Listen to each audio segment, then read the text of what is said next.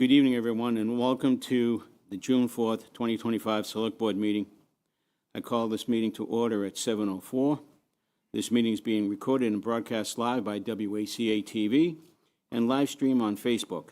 Remote participation is available using the Zoom video conferencing platform. Recording in progress. Thank you. Any disruption with the video conferencing platform will result in the platform being shut down. In the event of a disruption, broadcasting will continue on WACA-TV and live streamed on Facebook. For those who are listening and watching on Zoom, please use the raise hand icon if you would, please. And if you have any questions or you want to participate in citizens' participation or a discussion that we have throughout the night, just raise your hand and we will call on you when we have the opportunity to. Okay, so the first order of business tonight, and I was happy to sit in for briefly, the Citizens Academy. This is their wrap-up meeting and graduation, I would say. So I'll turn it over to Michael, who ran the program and began the program several years ago. Thank you, Chairman Yanni. Yes, tonight was our concluding session of the second annual Ashland Citizens Academy. It's been a wonderful class. I was just commenting kind of at the end how this class, it's like the engagement has just continued to increase. I don't know if like you just felt more comfortable as we've gone on. Hopefully that is the case, but they have spent the last several weeks learning about Ashland operations, Ashland government, how it works. They've got to meet a good, significant number of our department heads and interact with them and ask them questions and learn all about the town. And in the process, we've all gotten to know each other on a more personal level, and they've gotten to know each other as well. And so, you know, one of the goals of this program is to increase engagement and encourage engagement. And I expect to see, I didn't say this at the end, but I expect to see many of your faces at maybe looking at boards and committees, but you don't have to do that to be involved. That's what we talked about. You know, several of you showed up at town meeting for the first time, which was great to see. But like I said, if you're like the last class, and now we could have a little bit of competition going on here, that's always good to enhance some things. Maybe the last class I still see several of them kind of joining boards and committees, so the bar's set pretty high, so now it's up to you all. But I'm sure the board would like to ask them questions about just their experience. I will open it up to the board if you have questions for this graduating class. Don't jump all at once. I know. Good evening, and you know what, I know what we've gotten such great feedback about this program, even though it's still in its early stages, but that's wonderful. I'm curious as to what people found the most interesting, and maybe even what surprised you the most. General question for anybody. So there's no right or wrong answers here, so.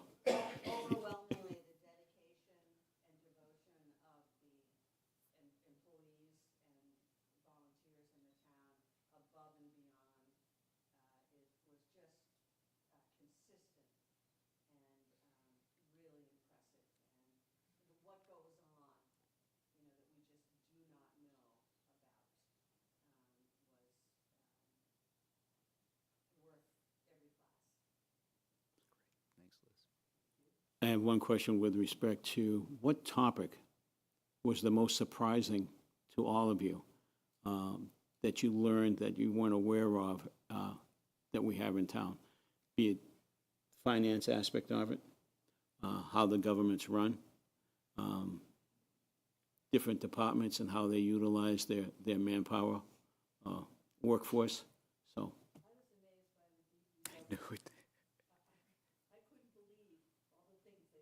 Mm-hmm. It was unbelievable. I had no idea. I mean, you read about the DPW, and I know about all the different departments in it, et cetera. But when we actually went to the Pond Road site, Yep. and you see all the equipment, and then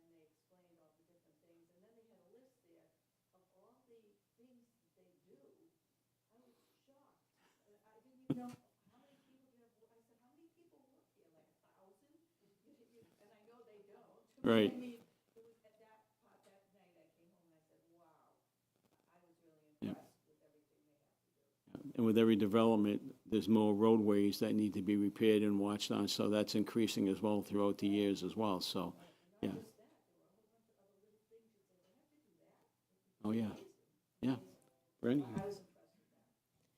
Did you guys get a chance to tour the water treatment plant? Did you guys get to the water treatment No. plant? No, we Because got- that would be a great field trip for the Citizens Academy, just as a future thing, the water treatment plant's really cool. General comment, sort of back to the first question I was asking. This program helped me to, I think I came in with some stereotypes and also some sense of like me versus them. And getting to meet everyone in each of the departments, they're great, really great people, very dedicated. And I've come out feeling like I'm in it with them. And I'm very happy I feel that way. I mean, I think that's one of the best things that could happen for me as a community member. That's, great, yeah. and he would welcome it. You would. He would welcome it, believe me. He's the type of person that would, stop and have a coffee with you, too, at the same time. I've got a question for this fine group of people. First off, I do want to thank you all for raising your hands and participating in this process. So it just shows that you all were willing to step up and learn more about the town and all the folks that support us residents here. But I have a question for all of you. Show of hands. Through this experience, are you now even more motivated to step up and volunteer with the town? Can I see some hands here? All right, we're going to hold you to it. Thank Right, you you're so all much. on camera, so we It's all on camera. It's being recorded. It's been recorded. In all seriousness, thank you so much for your participation. It's really important stuff. So, yeah.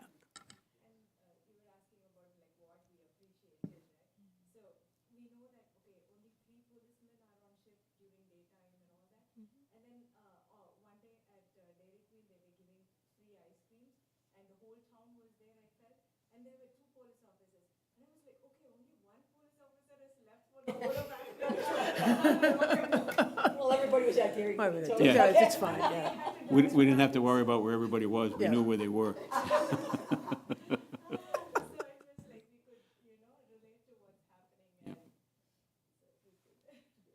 I'm curious, like, what were your expectations coming in? Because I know you were saying that it was kind of like an us versus them kind of mentality. How about the rest of you? Like, what were your expectations coming in? Or something to share?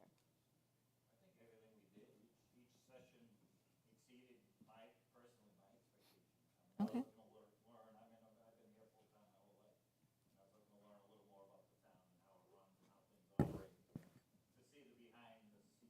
Mm-hmm. Yep.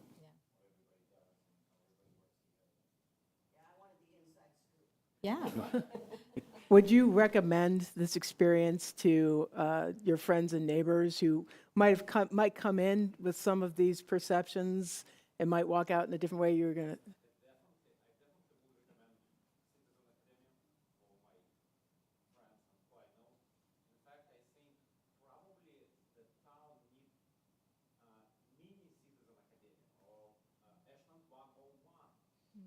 Mm. Mm. Mhm. Mm-hmm.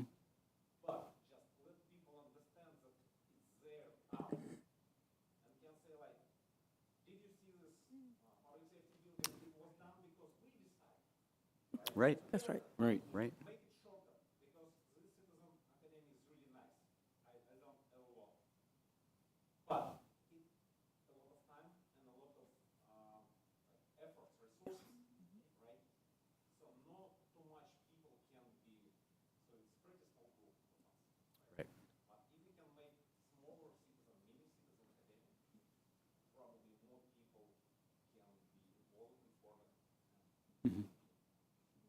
Right. That is I a great love idea. that recommendation. In fact, it harkens back to, there were a couple of sessions before you put together the Citizens Academy, Michael, where different citizens groups, and there was a citizens group that I was involved in, asked you to come in and do just that, kind of an Ashland 101. And I think it's great because not everybody might have the kind of time that, and dedication that you all have demonstrated, but we do need to remind folks that this is not, it's our town. And we made, what we are enjoying right now is a direct result of the decisions that we have made. And, the better informed decisions, the better outcomes will be. So I love that idea. Yeah, Yeah. that's a great idea. I wonder if we could create, like, I don't know if you'd call it a webinar, but like a video, like a 2-hour video that people could access on their own time that was kind of like a 101, Ashland 101 type of. And then put little things on TikTok so people know to. Right. We'll leave that to Jordan. Yeah, I was gonna say, not my expertise. I'll break it. I'll break TikTok. And sometimes like you end up like sort of, you hear people like complain about why this and why, but then when you learn a little bit more about the finances or the fact that there are many people doing jobs and it's really only part-time and people don't get it. It's sort of like, but learning that, it just gave me much more appreciation in terms of kind of the limits and again, how things work. I think it also helps, I'm sorry, go ahead. No, it was not a formal presentation, it was more like, okay, this is the issue, but, we had a thought and then it grew into this and this is how we implemented it and because of that, this is the finance and all the related stuff, right? So it's like you're building a story, so it much more relates to us rather than just presenting stuff, right? Like just the facts. So it is like a story, so it's more digestible, like we are able to understand it more. Yeah, so the presentation was very good. That's very good to hear. It also helps eliminate the misinformation that's out there on social media. And you'll have those groups of individuals that solely are out there to put it out. It may be the wrong information, but that's their goal. That's what they like to do. And now that you've gone through this program, hopefully you can see just face value in and of itself, how the finances work. It's not something that we just, pull numbers out of a hat. There's a formula, and there's things that need to be done. And, when we got Michael on a little over 11 years ago as a town manager, Michael's big thing with me was the fact that he was very conservative in his approach in budgeting. And I have to tell you, the rainy day fund that we had years ago, it only had like $500,000 in it. We're up close to $7 million now because of the conservative approach that's been taken. So, all these little things that you've been discussing, the us versus them, and that actually happened. I mean, I was part of that, unfortunately, part of that group when the ugly heads reared up and, well, we need this, and well, no, we're here collectively. And thanks to Michael, and, it started to work out, and cooler heads prevailed, and the superintendent and Mike got together, and they worked out a policy program, and things seem to be working a lot better. The tri-board meetings that we have are very promising, and we're working together collaboratively as a group and not as individuals, trying to get the last morsel off the dish type of deal. So, like you said, we're all in this together. You, us, and everybody that's out there watching, we're all in this together, and hopefully that'll bring more people to town meeting. It's kind of hard when you vote close to $87 million budget, Yeah. and there's only 250 people that vote. And it only takes 10 minutes. But yet on something very, small, we discuss it for a half hour. But that's the way it's been, so hopefully we can change that with these types of programs and people take a concerned effort. So we thank you all for being here and doing it, so, which is great. I'm so glad you guys got so much value out of this. So I know there's a lot of time and effort that Michael and his team put into this, but, it's really about getting the community more involved in all of this. And I'm so glad you guys had a great experience with it. And you guys are our ambassadors. Yep. So as you're talking to your neighbors, as you're talking about the program, ask other people if they would be involved and want to be involved in learning more about it. And then, you know, when you do hear things, because there are going to be chatter all over, you know, just say, hey, actually, I learned about this, and this is kind of how it works. And, you know, I always tell people, everything is much more complicated than you think it ever would be. So, One thing, I spent my career working with young people, like 18, young college students. And I was just wondering if it would be, if it's feasible, possible, but if there would be maybe some older high school kids that might want to participate in something like this. I know that I ran into some possibilities with kids working on committees at a university and kind of dismissed it at first, but they were really quite good. They were very motivated, and I think that you've got people like us who are kind of on the older end, and we're going to, you know, we're advocates for the town, but how great would it be to have younger folks too that can help sort of bridge the age gap? Just a thought. No, that's a great idea. The school committee has a high school student or two that sit on there. So maybe we should reach out We and, have yeah. Hassini on our comp plan. yeah, Hassini's on our comp plan.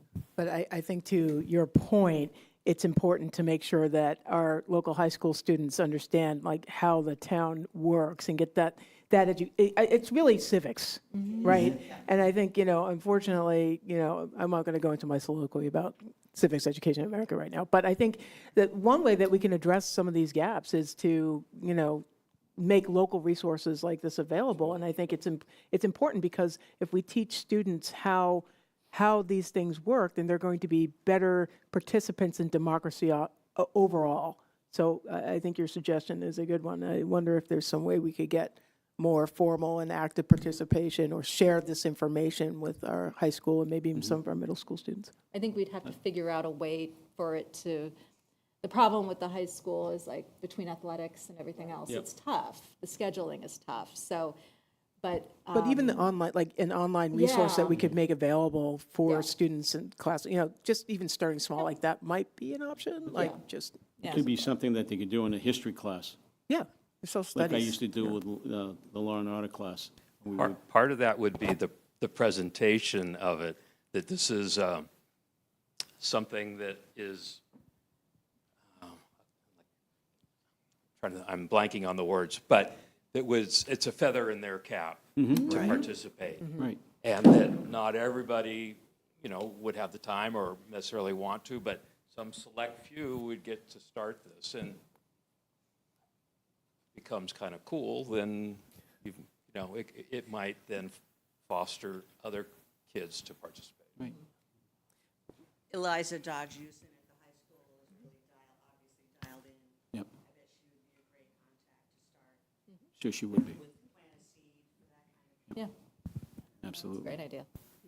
Well, I'd like to thank you all, thank the board for the questions and the discussion that we had, but I think Michael would like to now do the presentations. Yeah, And certificates. And again, you know, and I so appreciate you acknowledging, you know, the staff and the time that they put in, but I also want to acknowledge the time that you put in. I mean, you're putting in full days and then coming in and doing this and being engaged. That takes energy and effort, so it's much appreciated. And thank you for indulging me in my experiment for the last session. I appreciate that.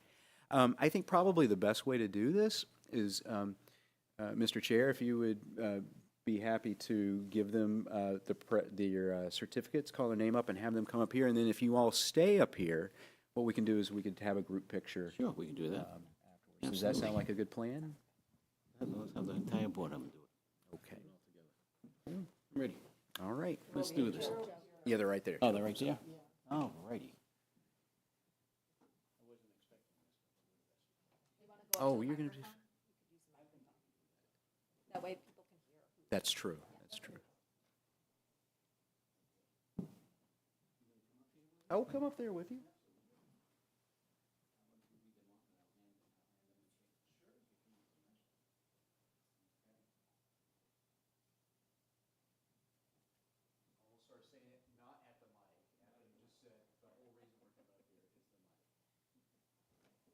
Make sure it's on, okay. Brian LaPearl, there he is.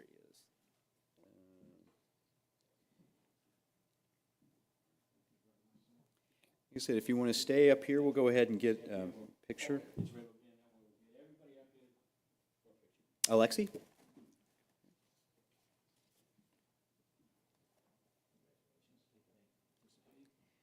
Miss Barbara Horner.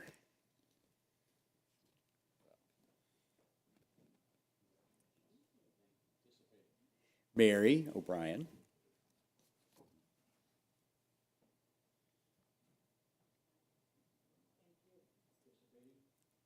Uma. Lori.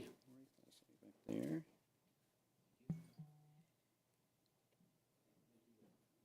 Mike Kane.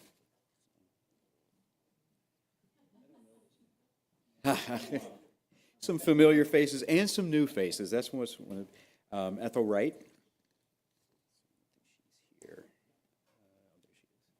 is. I just know her as Barbara. Randy Colvin. And Liz.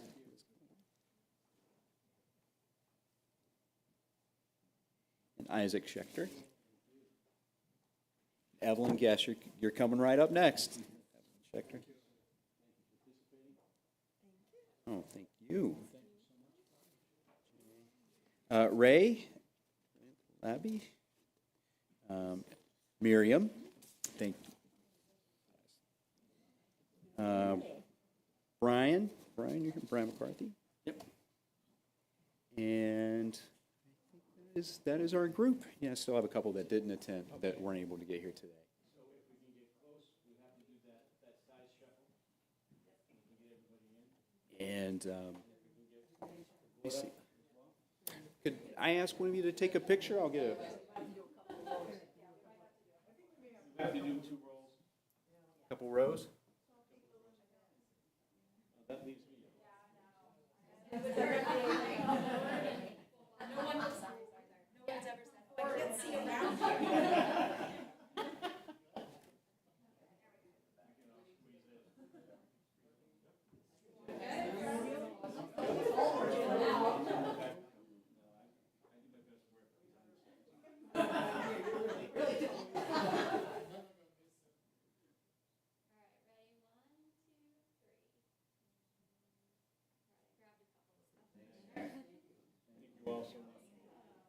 Again, you all have been great.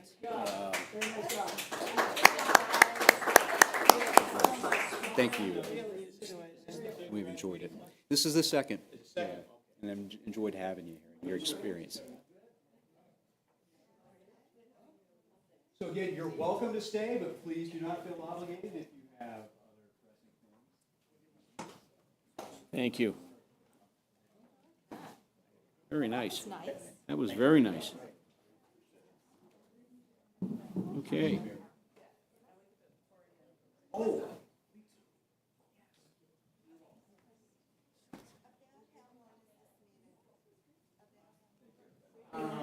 Thank you, folks. Thank you all very much. Mike, take care. Say hi to Mom for me, please. Will do. Thank you again. Thank you so much.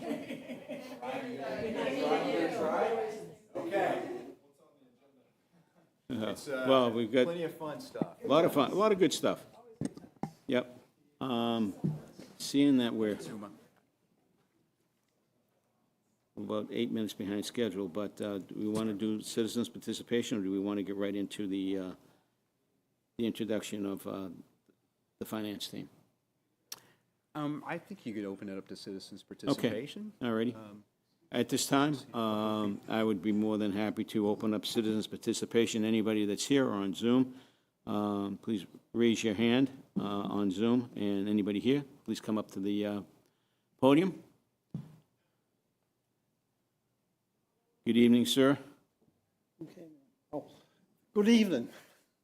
Mark Tassoni, 119 Main Street. I finally got some help for citizens' participation, huh?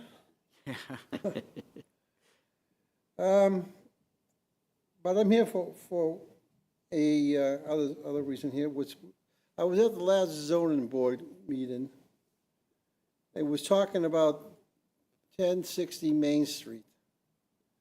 And there was a little bit of a controversial part of it that came up about the landscaping. And the zoning board chair, along with one of the members who came up, they wrote a letter to the zoning board, and it got read, and one of the authors wrote, was here talking about it. That was one of my ways of saying, why can't communities work together to become stronger with the bylaws? Something like that happened because they weren't working together. They weren't understanding each other together, but they were, let me see, speaking on the subject matter. I want to not ask about, well, why can't committees be strong, or how come the ideas went down and all this. I'm not going to do that anymore. I'm just going to say that this one subject, the mill bill, the 1060, has kind of broken apart some committee members, two different committee members of ideas that they can work together. But it also means that they got to understand that each one should at least communicate when they can. That's what I've been going for the I don't know, year or so. But I'm basically saying this 1060 Main Street is becoming more of a controversial conversation to others. It just may break up a little bit of the town hall staff too, because they're not getting together. That's how I feel about that, and congratulations to the citizens of the county. And no, I did not try to come on it. I figure I do what I do here every time. I come here for 20 plus years. So I haven't even got, I graduated, but I never got a certificate, but thank you. Yeah. It's You right. could teach it, Mark. Yeah, but then again, I'm not a professor, I'm not a communication major or anything like that. I just do this.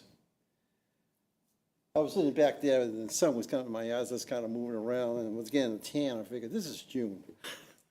So I'm going to just sit with my usual seat, be here, and I know that 1060 is coming up later on the agenda, under the 40B agenda. Thank you. Thank you, Mark. And I don't think that what you commented on with respect to working together with the committees and boards, and they're working together on these types of projects, is not something that is not a new topic or a new theme. It's something that we should be doing already, not thinking about doing it, but something that should be done already, especially when these types of projects have a direct effect of the future of our community and our town. So with that, okay, I see Connie, do you have any citizens' participation? I didn't see a hand raised or anything, but I just want to make sure. I don't see it. No? Okay. All right. With that, we have scheduled appointments at 7:20. I know we're running a tad late. Is the introduction of the FinCom finance team. And with that, I will turn it over to Town Manager Michael Herbert to introduce our Finance Director, Director of Assessing, and Town Accountant. Sure. There you go, sir. Thank you, Mr. Chair.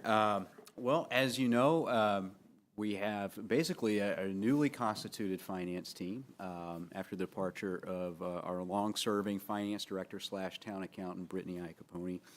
And it's really been great to have such a mixture of familiar faces, people who've been here, 7, 8 years, like Cindy, people who've been here, a couple years, like Steph, and then also the new guy, who I call the coolest assessor I've ever known, Mr. Don Clark. But if you three could come up, I think that would be a great start. Cindy, as you all know, was previously our treasurer collector. She is still maintaining that role, but has also added the role of finance director. And so her job is coordinating, coordinating the finance team, in addition to doing what she's been doing and working with the budget. She certainly has her hands full. It's been like drinking from a fire hose, like all of them have experienced. And you know, I will have to say, you know, cover your ears, Cindy. I don't want you to get too big an ego here, but this was a pretty easy decision. You know, Cindy's been really at a place where, you know, she could expand her role. And so it's great to keep her here in Ashland and have her take on these new responsibilities, and she's already done a great job. Stephanie has been here 2 years, Stephanie? Gosh. 2 years on the 15th. 2 years on the 15th. But we're not counting. Yeah. And, you know, Stephanie already came to us very experienced from the town of Hopkinton, but I've just watched her grow and develop over the last couple of years, and just really intelligent, really sharp, has handled a lot of changes in the past year, actually the past few months, and has really handled it with grace. A lot of pressure, you know, getting married, graduating with a master's degree, and then getting promoted to town accountant. But Steph has that role as town accountant, and all of the things associated with that statutory, the statutory responsibilities there, including, you know, maintaining the budget, making sure everybody stays within that, accounts payable, accounts receivable, you know, all of the fun stuff, and doing all kinds of analysis too. So that's great. She likes that though. So, and then Don, like I said, is the new guy here. He's been here for a few months, but is certainly not inexperienced in the world of assessing. And Don joined us from the town of Norfolk, and again was highly recommended. Cindy and Don actually worked together in Wayland. Almost said Waltham. I don't know why. But and so they already had a rapport developed. They're kind of funny to watch because they, like I said, they already have this rapport working together. But you know, it's interesting for me as well because I have been so hands off on finance because Brittany just, you know, had that as such a well-oiled machine, and then just kind of getting plugged back in. And I hate to say it, I think our last finance, you know, finance team meeting, they're like asking me questions. I'm like, oh my gosh, it's been a while, and have the laws changed since then? Yeah. So it's been great working together, and yeah, I think, gosh, I've Guys have any spoken questions? about them Ladies enough. have I'm any sure they questions? can say they can comments? say something. Well, first, I just want to say that, Cindy, I can tell that you're a lot more fun than most of the accountants I know. I live with one, so I'm happy about that. I love it when we steal from Hopkinton. Oh, you took my thunder. Oh, man. That's all right. And Don, I did ask, the other day when I was in your office, Michael, I did say, who's that guy over there? In there now, I see. So welcome, and my brother-in-law is the assessor in Hopkinton, so. Yeah. Anybody else? Okay, Brad. Obviously, Cindy, we know from, well, poor Cindy was thrown into the budget cycle during our tri-board meetings, and nothing quite like getting into the fire, but, but we're grateful for the three of you and glad that you're here, and it's gonna be an interesting year, so buckle up. Right? Buckle up. Buckle up, get ready. But, you know, Don, welcome to Ashland. We are the best community, so, you know, you chose well, so, you know, we're here to help support you guys and do anything that we can to help you, And we're looking forward to working more with you. Absolutely. So, and we're looking forward to your, Don's presentation of single tax? Single tax. Single rate or? Single rate? Single rate Yeah. or So we'll, mixed rate, yeah. I'm sure that'll be, It'll be different. it'll be, It's going to be different. it'll be different. So, but anyway, thank you guys. Thank you again for doing what you're doing and stepping up and taking on additional roles. That's what this community is all about. You know, all stick together and we're working together and to make it a better place. And we appreciate all your effort. There's no doubt about it, for sure. And, you know, the first trying time was with the tri-board meetings that we had a few months ago. And they seemed to work out pretty well. And it could have been a little bit better, you know, financially with the information that we're getting from the state and federal, you know, information. But the way things are in flux right now, who knows what's going to happen. So, you know, that's why we're buckling up and getting ready for whatever ride is going to happen. So thank you all for doing what you do. Sometimes I know it's a thankless job, but be aware that we're very grateful for what you do. Yes, thank you for all of your support and your kindness. We really appreciate it. I don't know if Makita had a question, but then maybe, you know, if they wanted to say a few words. We have a few No minutes questions. before I'd rather hear from, if you folks would like to say something, that would be great, but. We got a few minutes before the hearing. Yep, got a few minutes, so.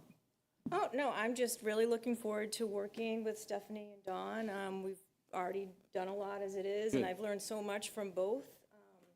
I've been around for 28 years in this business, but it's amazing how much I still have to learn, so I'm looking forward to that. And yeah, it's just all a journey. We do our best, you know, we always have, we have some challenging times, we work with what we have, but we manage to get things done, manage to meet our deadlines. Yep, absolutely. You know, Cindy, I appreciate what you just said. You've been in the field for 28 years, but you still have a lot to learn, you said. You know, and not shutting that door about learning how to do things, probably maybe a little bit easier, make it better for you. So kudos to you. Thank you. Appreciate it. Stephanie, I've been in municipal government for almost 9 years. And I started off working actually in the treasurer's office, assessing and payroll. So I've had experience working at multiple levels, which has given me a lot of knowledge across the board. I've been here 2 years, and I was the assistant town accountant between Hopkinton and here for 4 years. Brittany had been here a long time. She had a lot of knowledge, and I was lucky to learn from her for a couple of years. But I have big shoes to fill, but I'm excited for the challenges. I'm excited to work with the town, strengthen any policies, procedures, and work with both of these. And again, lots to learn, and I'm excited to have the support to learn it. Thank you. The new guy. The new guy, Don Clark. I've been in the assessing world for about 26 years now. Prior to that, and in conjunction with that, I was a contractor for 30 years.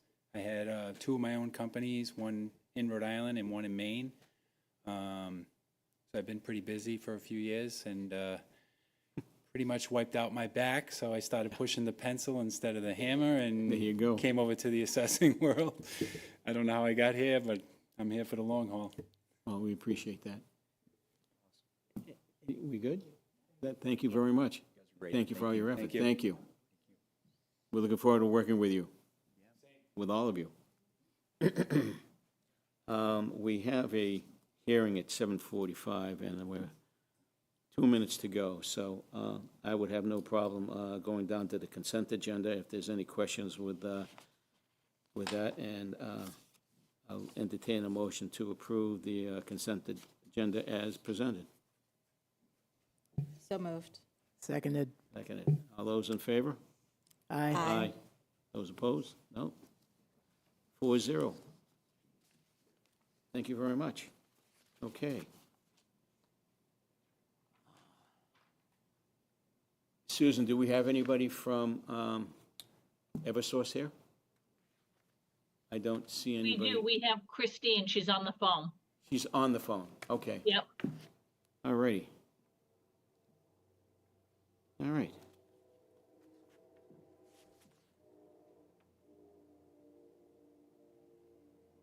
Hello, good evening.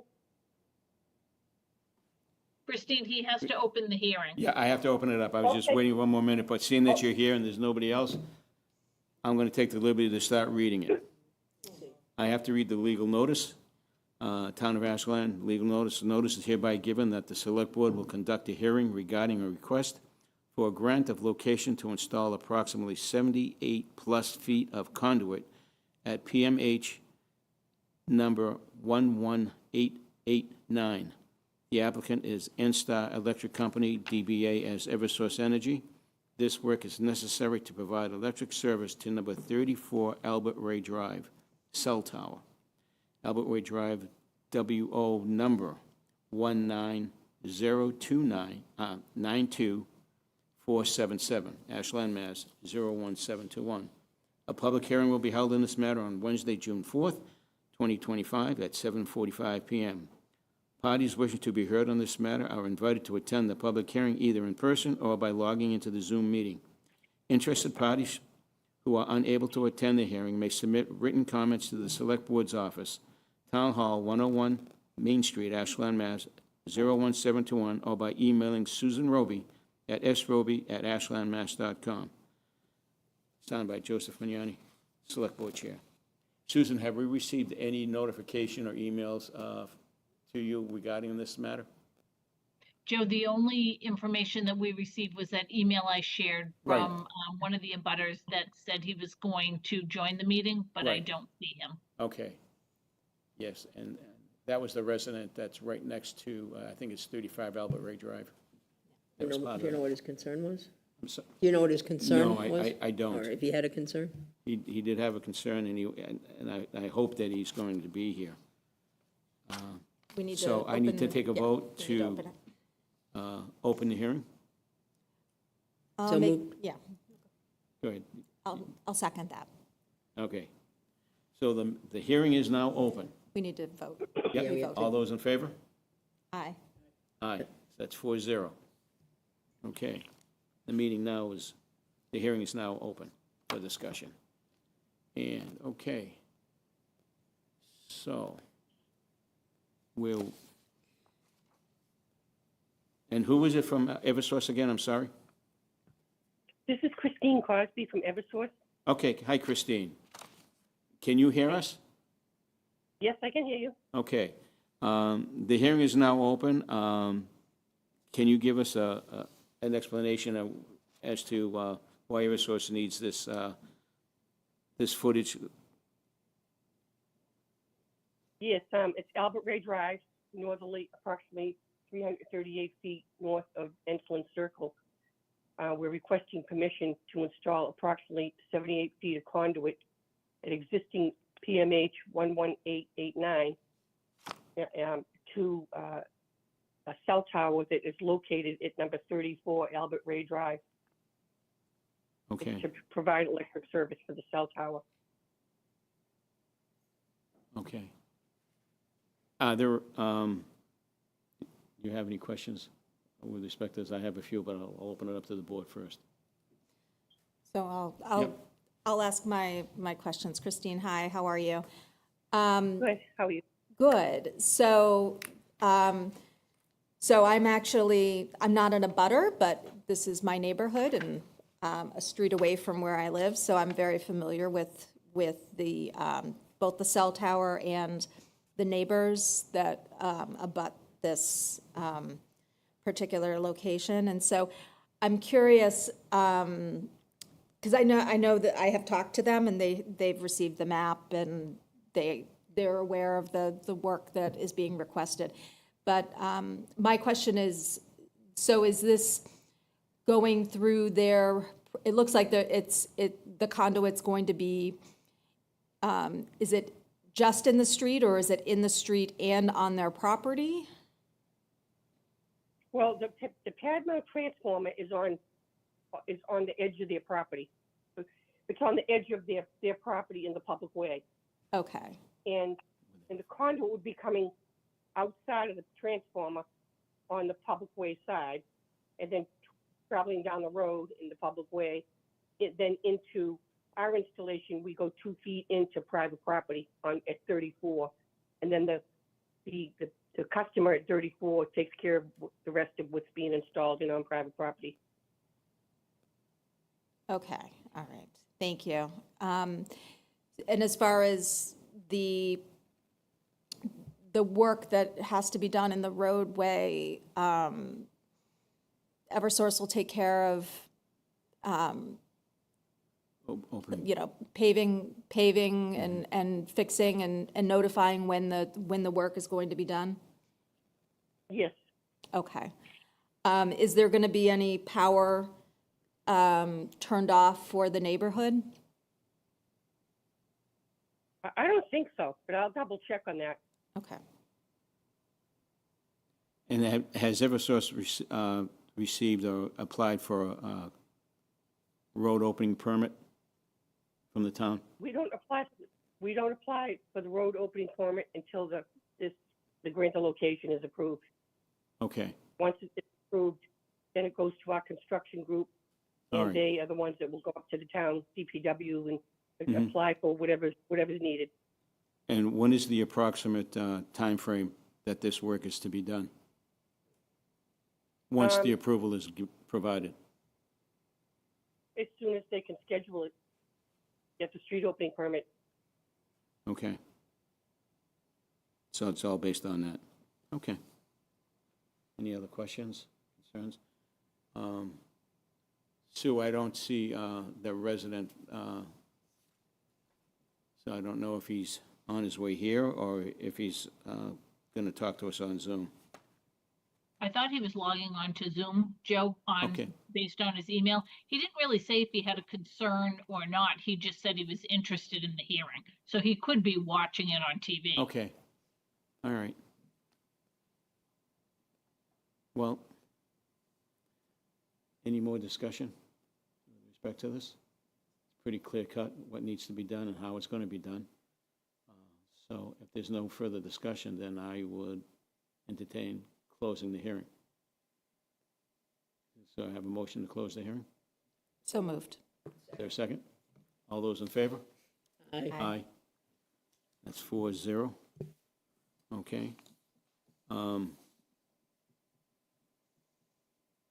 Entertain a motion to approve the request for the work that needs to be done from 34 Albert Ray to 30 Albert Ray Drive, with a road opening permit needs to be done, and the extension of a 78-foot extension of cable that needs to be repaired or replaced. So moved. Second. Second? Thank you. All those in favor? Aye. That's 4-0. So you're all set? So now you can apply for your road opening permit, Road opening permit, yep. Okay, thank you. okay? And Christine, if you could just let Susan know if you know, what the timeline for this is and if power needs to be turned off in the neighborhood for it, just so the neighborhood could be It would be aware. nice, yeah, it would be nice for the neighbors to be aware that that power is going to be shut down so they can make things that need to get, Yeah, I'll follow up and find out whether or not there will be outage required for this. I'm thinking no, but I will double check and get back Okay. to Susan on it. well, I appreciate that. Thank you. Thank you very much. Thank you. All righty. That was not bad. All right, the next on our agenda is the discussion of summer meeting schedules. Now, in the past, I know that we've had gone with one meeting a month prior to Correct, in July and in August. July and August. But I just, where things are going to be very busy, budget-wise, funding-wise, and project-wise, is it still wise, or I'll leave it up to the board to make this decision. Do you still want to do a one meeting per month for the summer, or do you want to do 2 and play it by year if there are no other additional things that are required by the board over the summer? I'm a little concerned about playing it by ear, Okay. Mr. Chair, No, because that's I'd just fine. rather set a schedule and and go that way. Yep. Well, I wrote down here that we also have a retreat Saturday, July 12th, in July. So in July, the 2 Wednesdays are the 2nd and the 16th. The other Wednesdays are the 9th and the 23rd.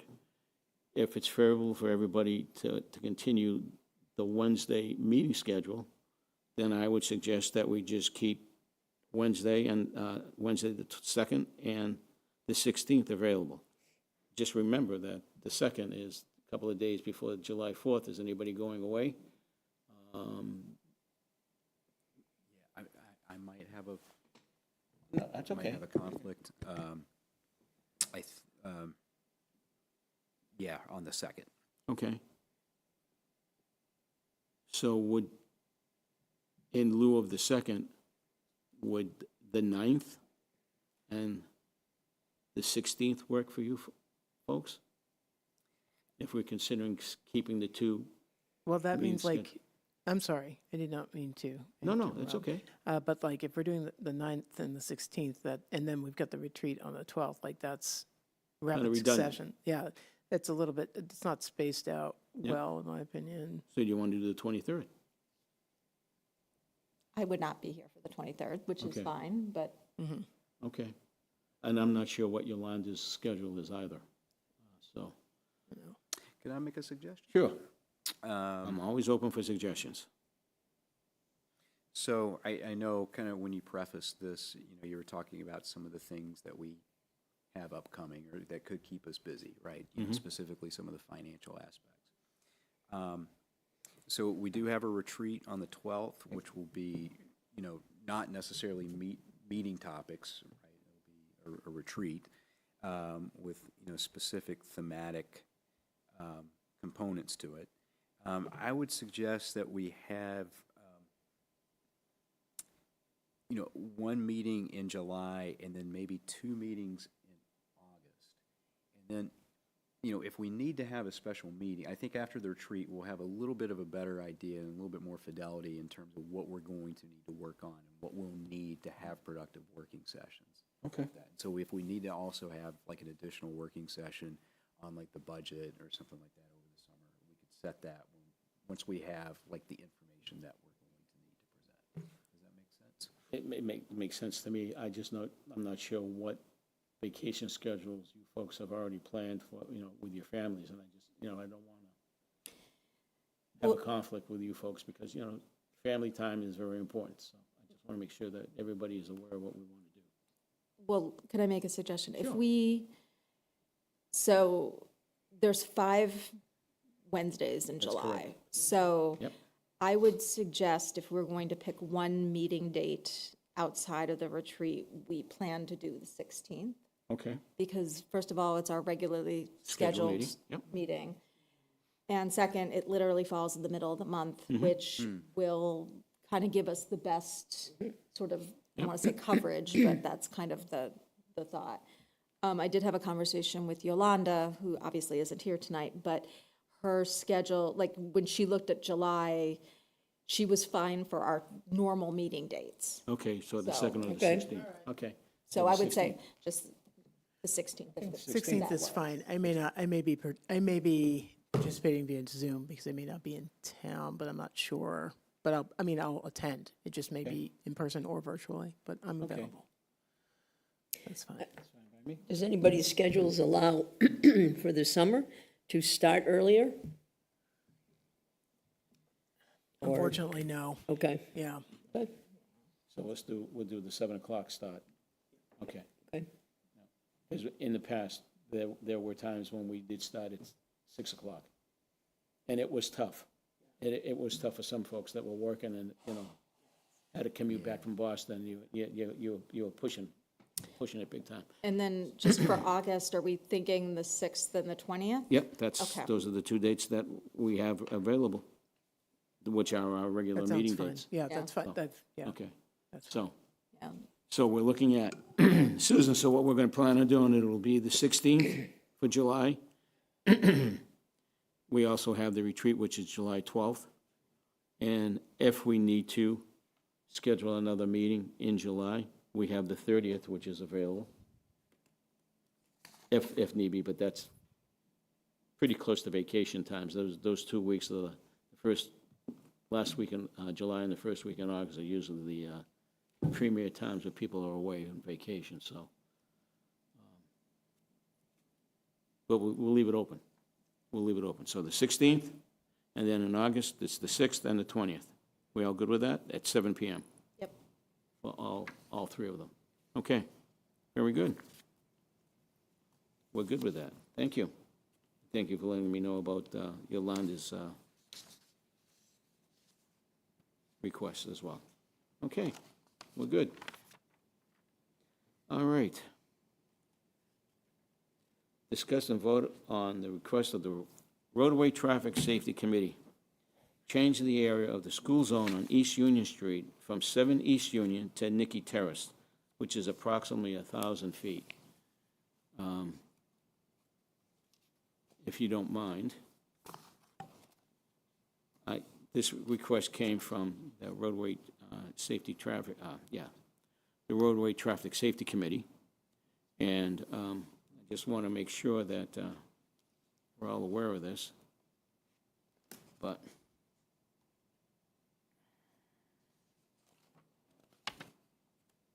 okay, where am I?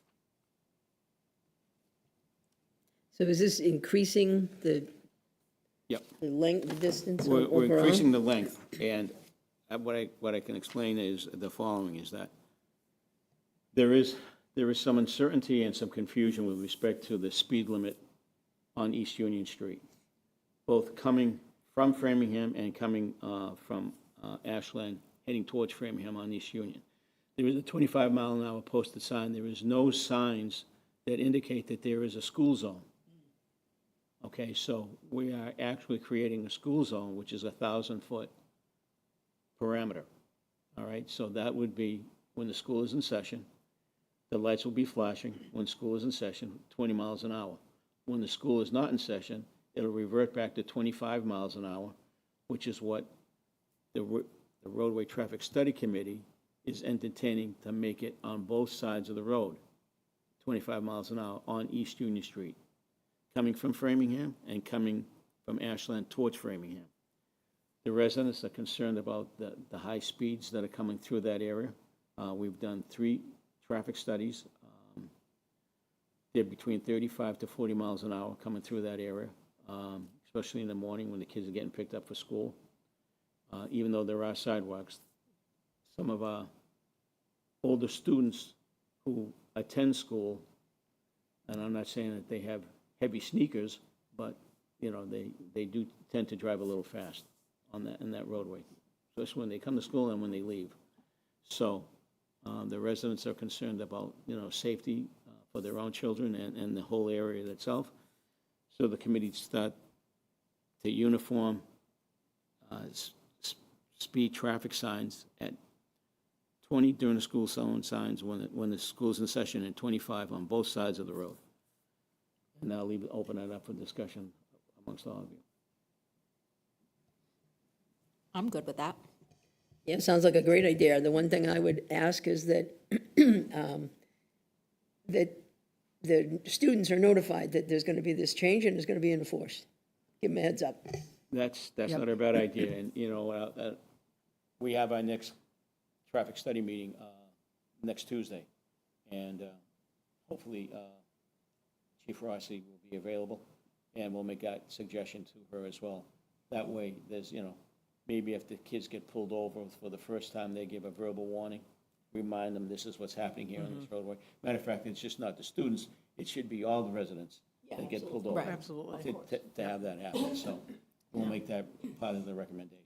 So I would entertain a motion to approve this particular section of road as a school zone with we have the money budgeted for the flashing signs. the solar flashing signs. Doug already has that available, bless you. So that's not a concern. So once those are up and the school is in session, it'll be 20. When school ends, it'll revert to 25. And that's a large expansion of property for the school. So when you look at the parking lot boundary is where it ends up by Nicky Terrace. So that's why we want to make it that part, make it there. So if there was any question as to why. So I'll entertain a motion to, So moved. Second? okay, all those in favor? Aye. Thank you very much. And I'm sure that the committee is very grateful, and we'll bring that up on Tuesday. Okay, next on the agenda, we're going right along here.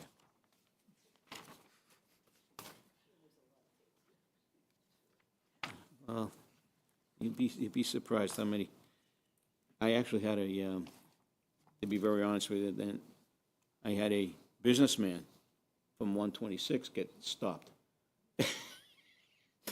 And I was I started laughing when he emailed me, and I read it, and I called him up. I said, "Well, how fast were you going?" I didn't think I was going that fast. I said, "Nobody thinks they're going that fast. Yeah. They never do. They never do. They never do." So, okay. You know, I have to admit that the additional police presence around town Yeah. has made me slow down a little bit. Yep. That I can have a lead foot. I know that's hard to believe, but it's made me say, okay, Yep. That and the signs, I think. Yeah, the Oh, the signs. signs, Yeah, the signs are very helpful. Yep. I think that's definitely helped me Yeah. monitor my own behavior around Likewise. motor vehicle Yep. safety. And Well, when you see cars pulled over, it's a warm feeling to my heart. I'm sure it is. I'm sure it is, Mr. Chair. I'm sure it is. Well, I should get some data. Actually, I know Chief Rossi and the department have really made a concerted effort Yes, to they have. increase their traffic control presence, and I should get some data on that. I can ask Thursday. yeah, that would be great, actually. Some updated data. I can ask them on Tuesday. Yeah, So one less thing you have to worry about, appreciate that. so we can do that. All right. Thank you very much. We already did the consent agenda. We're good. So I will turn this over to Makita with the discussion and vote on the recommendation. Well, I say there'll be a discussion because I really don't want to take a vote without the full board present. I don't think we need to vote. I just wanted a few minutes of the Sure, board's time absolutely. to share some preliminary recommendations. And I'm actually absolutely. kind of hoping that we can spend a little time on this from a strategic standpoint at our retreat as Mm-hmm. well. But just wanted to kind of offer some updates and offer some, like I said, just some preliminary recommendations. So just for context for the good folks listening at home, for the past few months, Yolanda and I have formed a subcommittee to take a look at the committee appointment process. And we're very fortunate to be able to talk to a lot of folks. We had a chance to talk to Sue, who, from a staff standpoint, does a lot of the administrative work around processing applications. And we had a chance to also speak with many of our current committee members, appointed committee members, to talk about some of the things that they thought were working well for them insofar as committee appointments, and some things that could be a little better. So we had a particularly great feedback session back in March. We basically had a coffee, and it was a drop-in session, and we asked folks for their opinions about the process and what they found helpful and not. One thing that, and based on that, there are just a handful of recommendations. And like I said, I think one of the things that we'd like to do is kind of take a look at that process end to end. And we're only talking about like the appointment process right now, but incumbent upon that is also, resignations, et cetera, all sorts of things from end to end what that process entails. Not going to get into that tonight. Going to talk a little bit about just the upfront piece and some of the recommendations that Yolanda and I have gleaned from some of the feedback that we've gotten from folks. So I think there was a lot of really great feedback about the application itself, and it needs to be updated overall. But one or two small things that we could do for the next cycle could include making sure that we have room for like either a LinkedIn link or an uploadable resume, just to make sure that folks can understand what kind of qualifications they bring to the committee appointment, et cetera. So it gives more context, and that's one thing that committee chairs and, I think we could use a little bit more of that moving forward. One thing that a lot of the board and committee members pointed out was that people will fill out applications and then they'll say like, oh, I'm interested in X, Y, Z.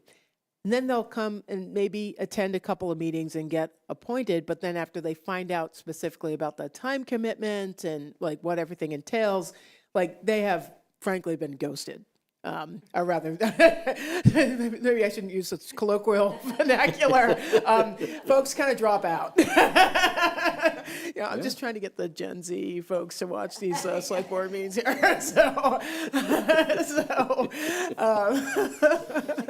okay. TikTokers We and get it. all the hip kids and what they're doing. But in all seriousness, that's a real problem. So a couple of small suggestions just to kind of circumvent that would be, first off, on the application itself, make sure that you're only able to apply for one committee appointment per application and not sort of check everything off. And, so that's something that we'd like to enforce. And then additionally, making sure that folks attend those meetings before they submit an application. So they'd have to attend meetings, like at least 2 meetings before the application is even submitted, because that will give folks an idea of like what that committee really does, if that's something they really want to do, and being able to communicate with the chair and members to find out if the commitment is something that they can really adhere to.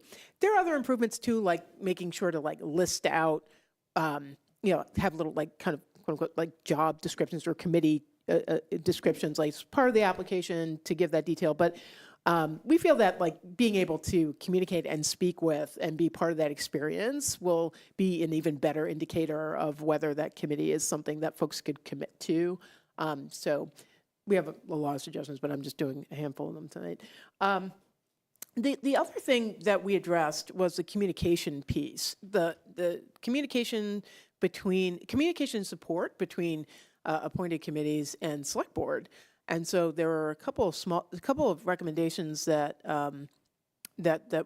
we heard out of that discussion as well, that we may be able to implement for the next cycle.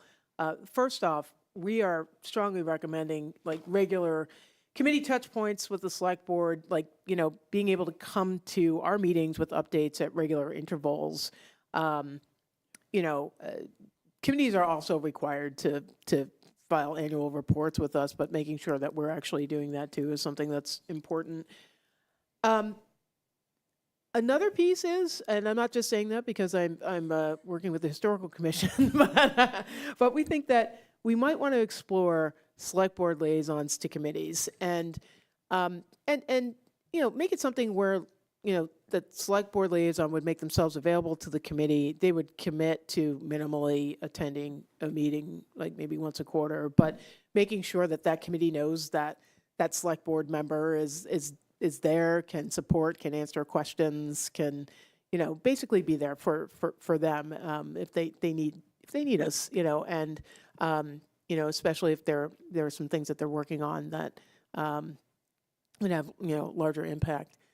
We could definitely be a resource to folks by consistently being able to interact with them in that fashion. There are a lot of other sort of tactical things that we'd suggest, but it basically, pulling back, we want to make sure that we're recruiting in a way that makes sense, that we have, retention, obviously. We want to make sure that we facilitate the work of these committees and make sure that they know that we're here for them as a resource and otherwise. And also just making the process a little easier to manage as well for all parties involved, for folks who are applying, for staff who are processing applications and communication.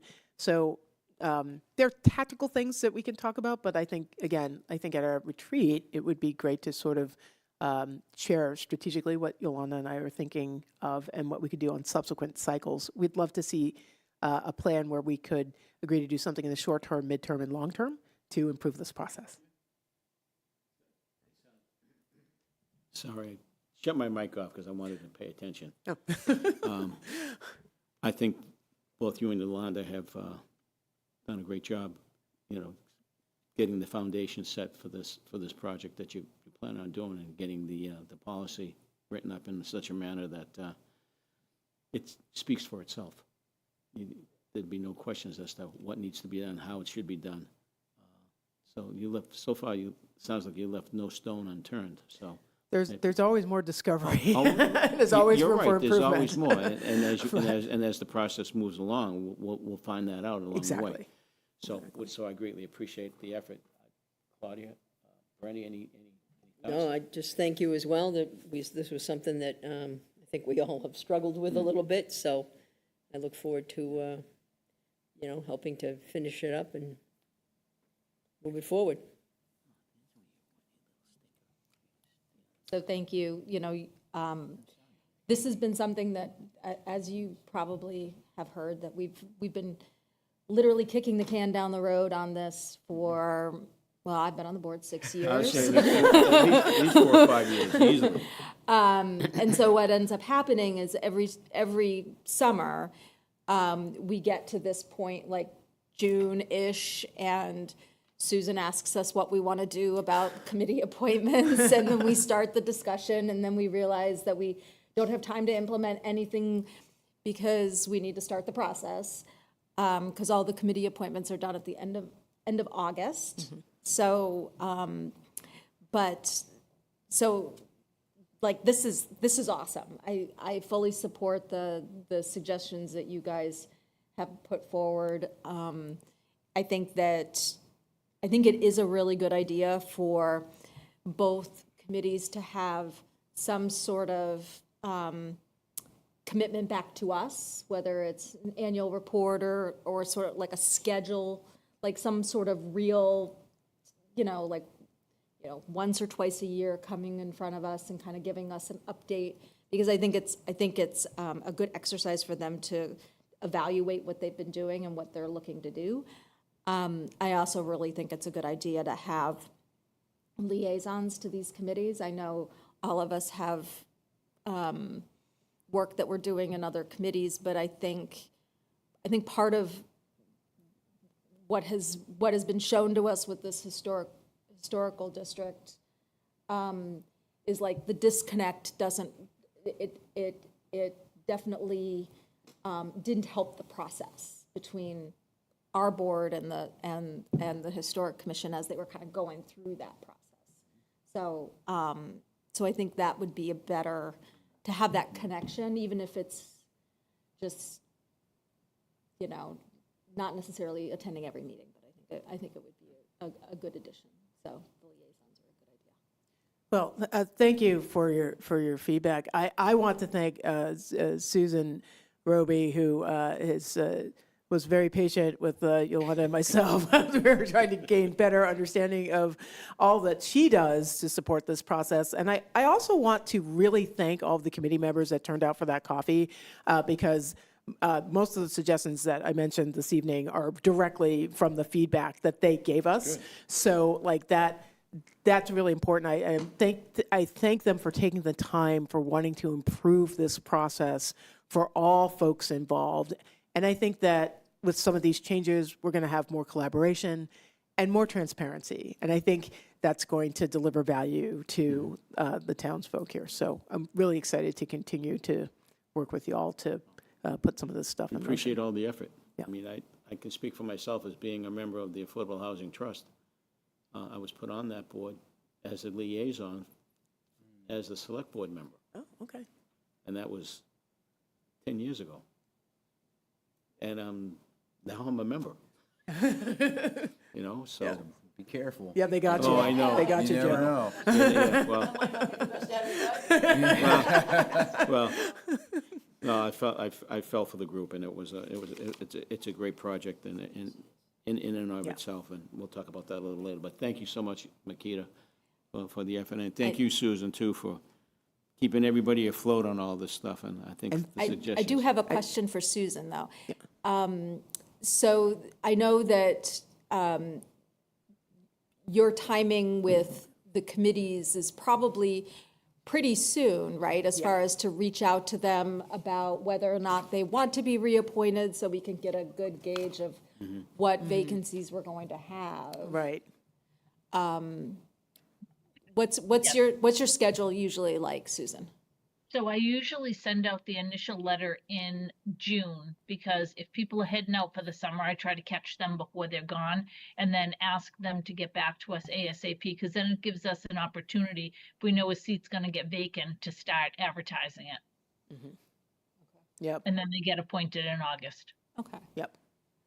And do we advertise those in your newsletter, Michael? Is that how we advertise? The newsletter, they're on the website. They're also as reminders at the bottom of each of your agendas. Yep. As we see tonight. They're on it, so that'll be good. Thank you very much. Yep. Thank you, and thank you, Yolanda, as well. Yes, Yes. thank you. All right. Moving onward and upward. Next item on the agenda is discuss and vote on the number of scholarships awarded to the graduating seniors of Ashland High School. I will turn this over to Claudia. It's been an adventure, to say the least, and if you don't mind, just a little introduction with respect to this. I've been doing it for quite some time, and I have to tell you, every year it gets more difficult, because the number of students that apply for the applications, and you see what they've done with respect to community service within the town, because that's what this scholarship is based on community service, and how it's important for them, and why it's important for them to do it, and do it for the town of Ashland. And some of the responses are remarkable.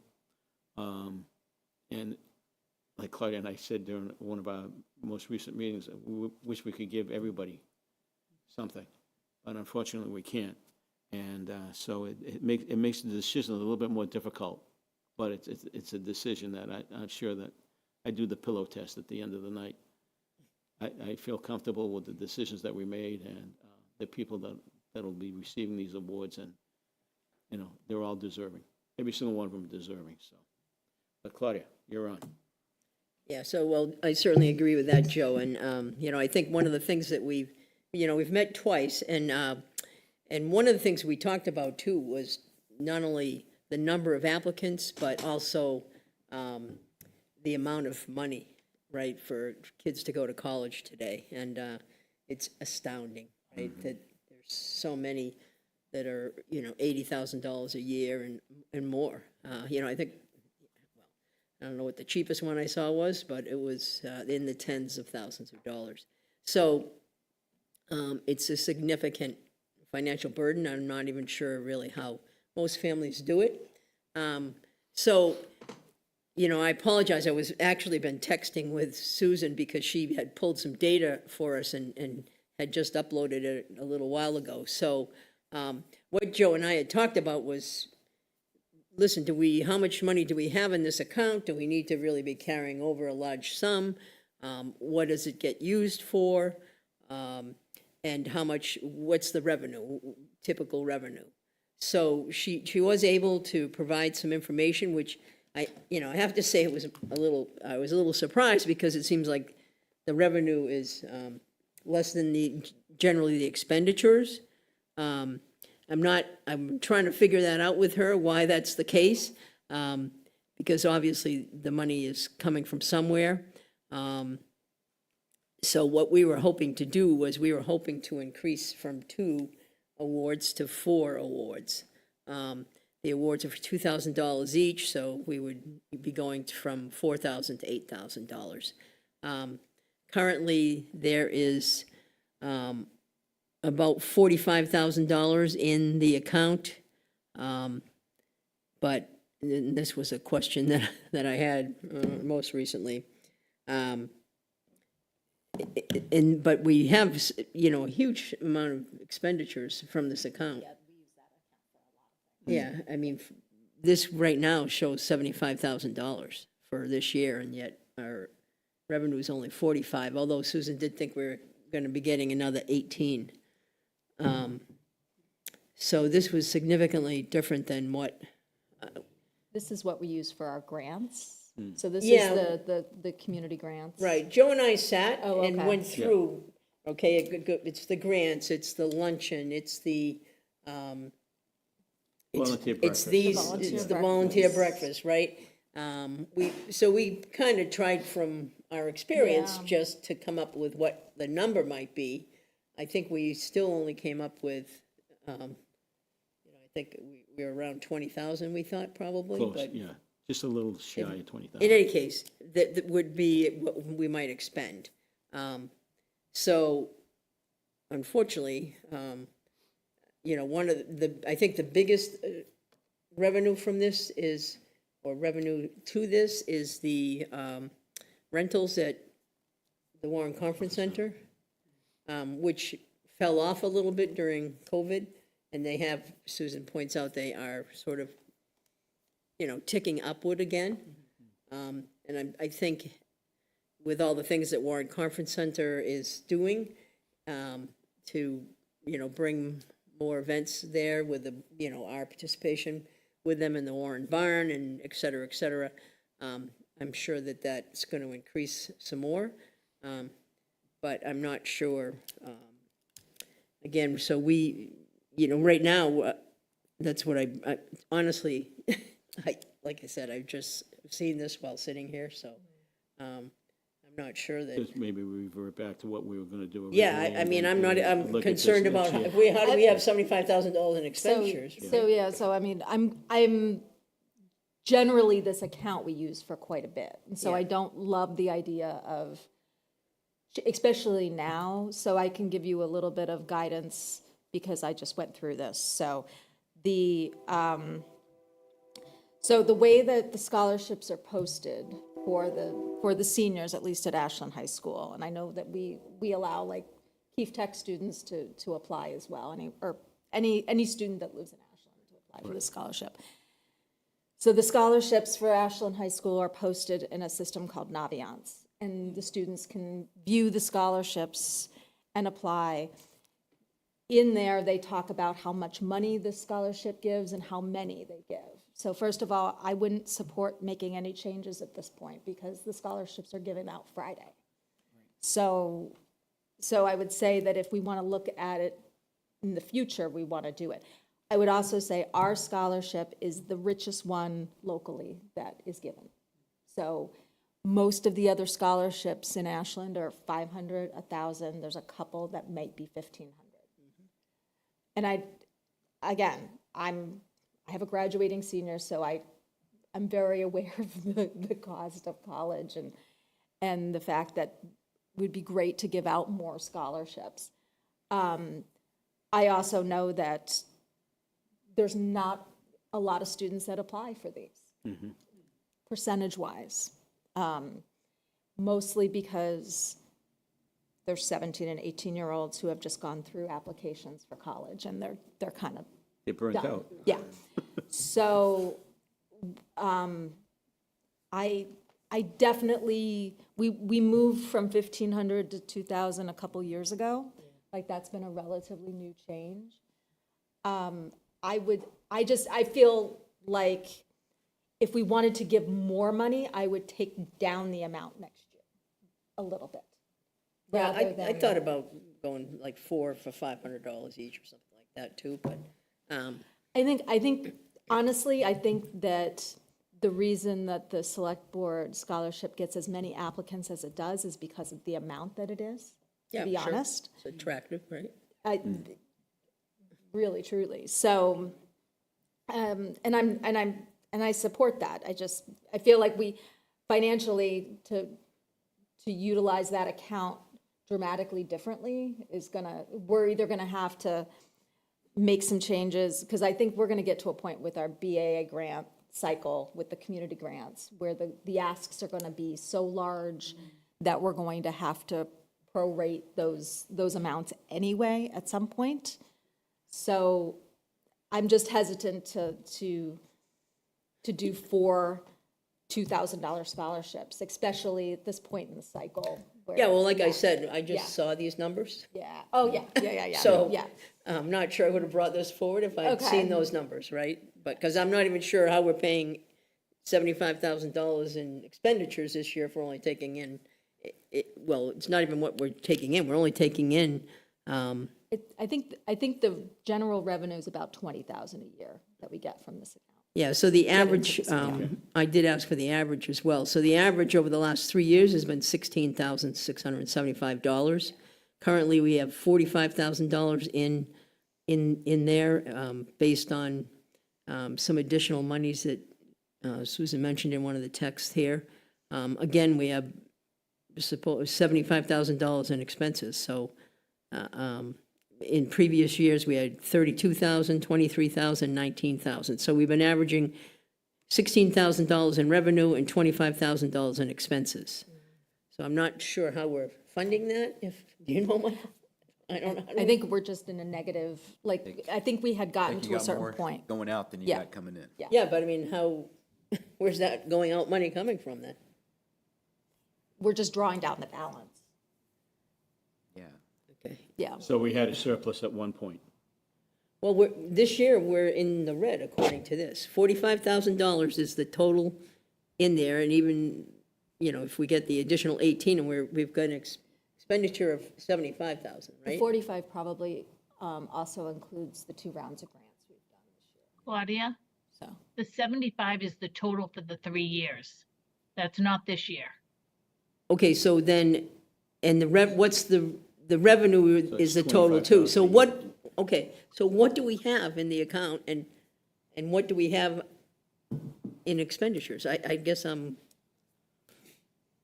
we have, the balance that I gave you reflects all of the money that has been spent, except for the scholarships, because those have not been paid out yet. Okay. So you have the 45 is what you have. well, you just said that was the revenue for the 3 years, right? So what I did is I put the revenue that has been generated for each year, which totaled the 45. And then I gave you an average of what we normally take in. I looked up the account balance and gave you what that was. Now I gotta go back and look at the text message that I sent you. But the 75 that you keep referring to, I just want you to know that that's 3 That's the years. 3, but as is the 45. So it's That's- still, we're still in the red, Right. even And if we. the only reason why we're not in the red and we're not at a negative balance is because going into these 3 years, we had a surplus. Coming out of COVID, we weren't spending money. We still had money coming in, and the board was being very conservative with grants back then. They would not spend more than 50% of the balance in that account. All right, so I guess we might need to take a look pretty quickly at this then.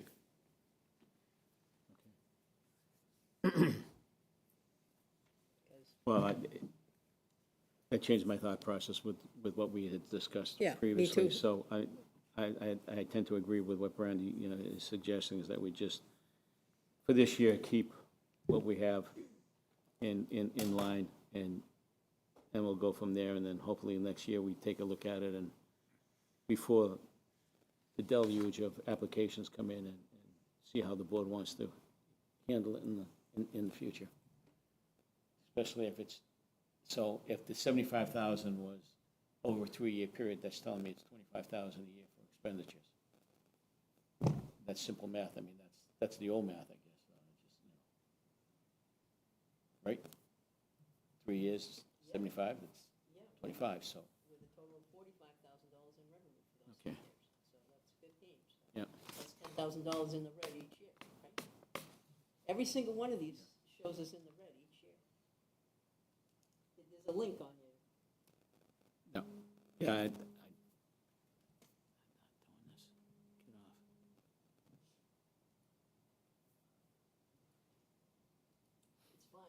I mean, let's just let it go. okay. It's just that it's a problem, I think we need Yep. to look at. Well, we'll look, yeah, then, well, let's, now that we know that there's a potential issue, we can we'll sit down and discuss it. Just, you know, when you recently made changes to the grant process, you had up-to-date data at that time, Yep. right? Yeah. And I'm looking at like our meeting minutes from the last meeting, just so we, last grant round from the Select Board gift account, which is this account, we awarded $5,138. So like that, and I think that's about, I would say that's the about average? average. Like, So we need to get some more data on where Yeah. the expenditures Yeah. are and all Yeah. that good stuff. Okay. Yep. All right. because we do tap that account for just a lot of things. We do, like, I mean, the employee recognition piece, Yep. you know, there's a number of things. So I think, you know, if we collect all of that, we'll get a little bit more clarity as to what's happening. And every once in a while, a group will come to us for a funding request outside of the grant round. Right.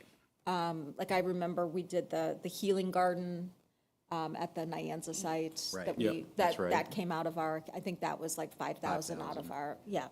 So, I mean, there's things that we do that are outside of that, so, Okay. which is why, one of the reasons why the parameters around the community grants that we do for, out of this account are much, much lower than the BAA grant amounts, because we have to be Yeah. fairly fiscally responsible about how we Yep, allocate these absolutely. funds.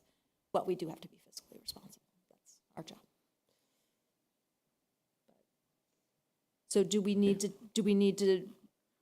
No, because we didn't. We're good. Yeah. okay, good. so there's no changes? There's no, Okay, we'll keep it the way it is Okay. as for right now, and then future discussions, we'll bring it up, and then we'll take a vote and whatever at that point.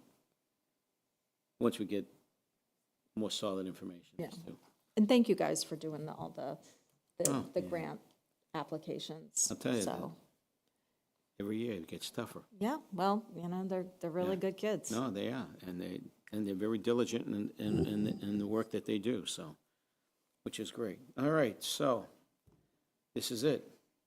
Update on the 40B projects. And sure. Come to the microphone, Connie. Thank you.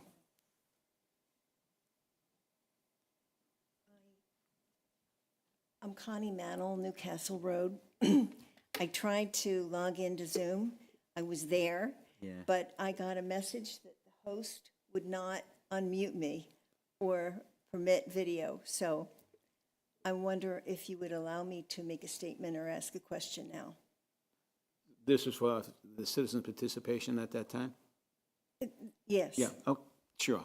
We'll allow it. Go ahead. Okay, thank you. So I speak for myself, but I also speak for a lot of people in town. We're very concerned about the number of apartments that are going into town, large apartments that will impact services. And in light of the fact that the 40B prevents towns from adequate negotiation, and that it's an unfunded mandate, meaning the town will be on its own once we have these apartments, and we need to provide all the services and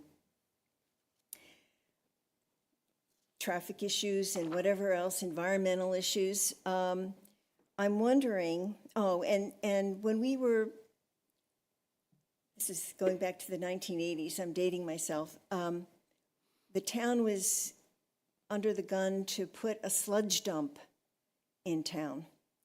And we had success. Everybody in town came together and fought it. But we also had legal support, which was very, very helpful. And I'm wondering if, in light of the 40B issue and the fact that it's an unfunded mandate, would we be able to follow the example of a lot of other towns who have been able to use those two issues to more adequately negotiate with developers? their goal is to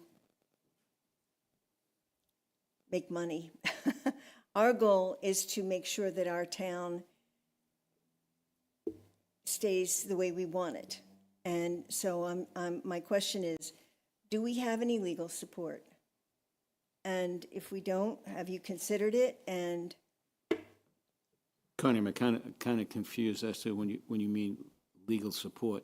We have town council that has provided us, information as to. They attend the meetings. They attend these meetings, so they're there. They're part of that process. So are you looking to increase or have another council come in to work with the town council that we have, or somebody just solely for? that's a good question, because my take was that the town council was someone that sat in on meetings and made sure that meetings were run properly. I didn't know that they were attending negotiations. Go ahead, Mike. If I may. So, I mean, I would say part of the role that town council has is to make sure that the hearings and everything are run appropriately, but that's only a small amount. They are here as representatives for the town to advocate on the town's interests. And I think if you saw, if you watch some of the meetings or a lot of the meetings, most of them have been attended by town council Lisa Mead. I think the last one, and I think the one upcoming is somebody from her firm, an attorney, Brian Winter. And I think, you probably know, so I'll give you a good example. I believe there was a discussion a couple meetings ago on the mill site about an increasing of the sight line distance on some of the traffic pieces. And I think the applicant made some kind of statement that, to do that, we would have to tear the building down. Well, it was town council who tear the closest granite building down. And town council, tear them all down. And town council, she was the one who said, wait, that doesn't make any sense, and pushed back on that piece. I guess what I'm trying to say is that towns are taking this unfunded mandate as a reason to sue the state, to be the aggressor, not negotiate in a select board meeting, but to say, hey, we have rights, and we should be able to negotiate and address our needs as well as, Connie, the unfunded mandate piece, now I'm connecting dots here. So the unfunded mandate piece is actually a position that the state auditor has taken in regards to the MBTA communities law. Right. That was being imposed. 40B is a completely different animal. I know, but it takes our ability to negotiate away. Oh, I agree. It's an incredibly frustrating process. But that's why I'm saying, do we have legal support to help us in the negotiation? Yes. And I think, and one question I just want to get some clarification on is the unfunded mandate piece. Are you saying? There's no money coming from the state to help us provide the services. On the 40B project? The services that are going to be required for traffic, schools, police, fire. We're on our own. We're talking about a very large percentage increase in population in our town and all the services that are going to be required. And so I just am very concerned that I think we don't have any say in the process. I think an unfunded mandate argument might be a little bit tough just because they would pay taxes. So, the property owner would pay taxes. And so, theoretically, those taxes pay for the additional services. Now, we can certainly debate, I think, whether or not, the tax revenue actually offsets, the increase in service. Well, I think towns like Middleborough and Falmouth were able to, I guess it's I don't know, I don't completely understand the process, but it's a housing authority or something in the state that towns have gone to and fought the process or tried to negotiate? And some have been successful because they had legal support. I'm At just. the Housing Appeals Committee, I think that's what Okay. you're referring to. Right. So, but have we done anything like that? Have we gone to the housing appeals with attorneys to help represent us? So you don't go to the Housing Appeals Committee until a decision is actually rendered by the Zoning Board of Appeals. So that's the process that has to play out. So the Zoning Board of Appeals would issue a decision. I'm not sure if the town can actually take the case to the Housing Appeals Committee. What usually happens is that the ZBA would render a decision, or that would be a denial, or they would render a decision that was an approval with stringent conditions that the developer then would say, you know what, that makes it uneconomical, or that's not right, and then they would appeal it actually to the Housing Appeals Committee. So that's where it's heard. And then generally, I have to say, towns have a very, very, very bad track record in terms of coming out on top and winning in those situations. That's what gets so frustrating, I think, when we get letters from Mass Housing that say, oh, you can control things through the Zoning Board of Appeals process. You have the ability to do this. And they completely, and I would say disingenuously, ignore the fact that a developer, if they don't agree with the decision, can appeal it to the Housing Appeals Committee, who almost 99% of the time finds in favor of the developer. It is extremely frustrating. I'm pointing to examples where they've been able to fight it, and that's my question. And it could be Ashland approved the apartments, right? Because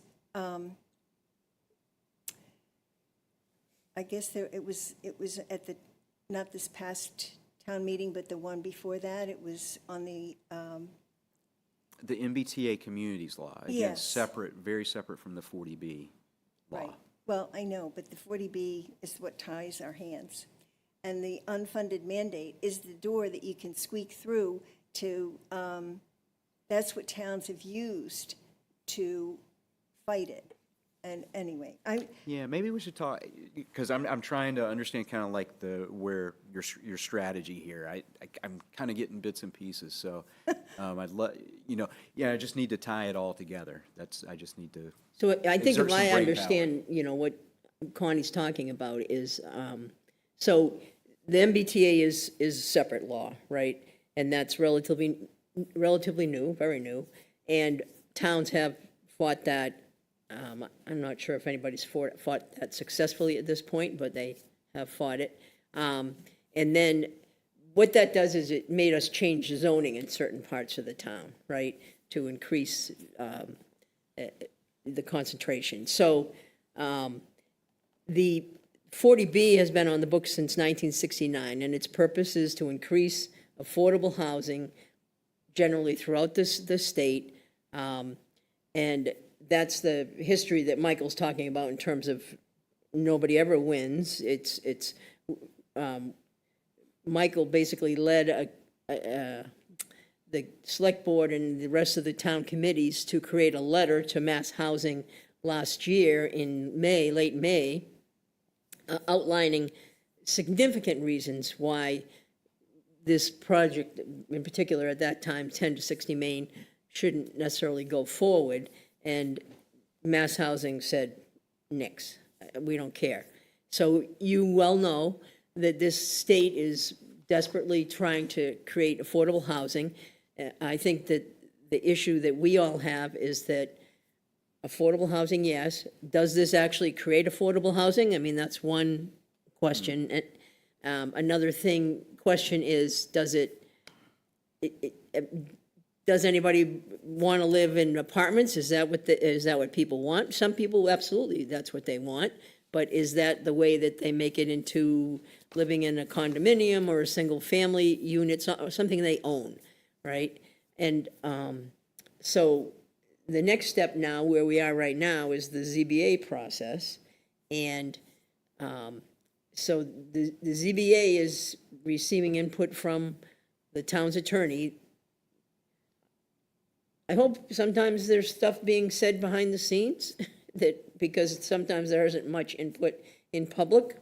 And in terms of how we can move forward, we can't just say that we don't want it at this point. We have to have, there have to be really pretty good, solid reasons, and as Michael said, you know, that's historically hasn't really worked out very well for communities. I think there's some things about the timing with this for us and that particular, the 10 to 60 Main site, that make it a little bit more unusual. I mean, some of those pieces were raised in the letter that Michael sent to Mass Housing on the town's behalf. But I still think that, you know, the fact that some of we would have been in what they call safe harbor, where they wouldn't have been able to come in and do this if some of the other units had been built. But, you know, one unit during COVID, and because of COVID, I would argue, ended up, it became less affordable, so the developer pulled back. Another group of units ended up in the courts. I don't know that you can blame that on COVID, but we could try. But, so, I mean, I think that we are going to push for our attorney and the ZBA to come up with some definitely, you know, some things to make this a little bit more tenable to us, but I don't know that how successful we'll be, but I am certainly one that thinks that we should fight it with all our heart and soul. I don't think that it is good for the community. I think it would be very destructive and even beyond that. And I'm certainly in favor of affordable housing, but you know what? Let's build some condos. Let's build some workforce housing in the town. That people who work here and where they can live, where our teachers and police officers and firefighters can live. Right. The gambit of affordable housing, or the stigma of a unit being called affordable, it's actually not affordable. That's right. So. That's what Joan Gonfrati's argument was. Right, and we understand that. We all get that, and we understand that. So like Michael said. The right law now, hasn't done anything for No. affordable housing. It's been on the books since 1969. Correct. We haven't made any progress in affordable housing. And that aspect of it is something that I want to, you know, I'm sure we'll have future discussions on this, but something to deal with the leaders in the legislative and the Senate, as to, you know, change the legislation and the wording that governs 40B. That at some point, some of these developers are going to have to abide by the bylaws of all the municipalities that they're coming into. Right. If not, then why the heck, excuse, I'm starting to get my, sorry, kick me when you see me. No, you're good. I haven't done this yet, but when that happens, be ready.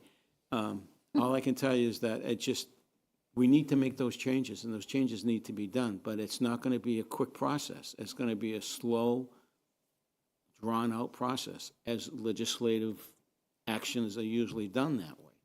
So, but this is the time to start it, because it's on everybody's mind, it's on everybody's, you know, table in front of us. And this is what we need to do now, Connie. So, yeah, I mean, Claudia knows, and I think you know, that I'm not supportive of these specific projects. And, you know, the ZBA right now they have some power to put certain restrictions on, and they need to be supportive. They need to get the support from all of us as a whole, but make sure that what they do and what they present to the developer is done in a way that helps the town and not circumvent the bylaws as they already are. That's right. They've presented. So we just need to make sure that the zoning board chair and the members hear us and realize that, you know, we're here to support them and help them through this process, as long as they're willing to accept the help that that's being suggested. Right, and zoning boards were created to protect towns. Right. But if the So- legislature sets up legislative laws that defeats that, then why have them to begin with? And the one thing I would just add, because, you were talking about unfunded mandate, and I think rather than sort of an unfunded mandate, because to Michael's point, they will pay taxes. I think because all of this is happening all at once, it is Right. really tough for us to be Yes. able to project what the needs of the community are going to be and be proactive at all. Exactly. So, when we talk about infrastructure, we need to deal with water, sewer. We need to figure out the traffic and the public safety personnel and the rest of the staffing needs of the community, plus just how we're going to be able to manage the additional children in the schools and all that stuff. It's all at once. So I think that adds to the frustration. So, Right. and we completely agree with that, and that is one of the things that, as we were reviewing the third 40B application that is, that is in front of Mass Housing right now, that was my feedback as to what I wanted to include in that letter, because the cumulative effect of what's happening with these projects, because the other part about 40B is once these get permitted, at least by the second 40B, I'm sure probably even by the first 40B, we might end up in safe harbor. We definitely end up in safe harbor. Yeah. So when that happens, we're able to shut the faucet off, to not be able to say no. Could you repeat that? So what happens is We all are.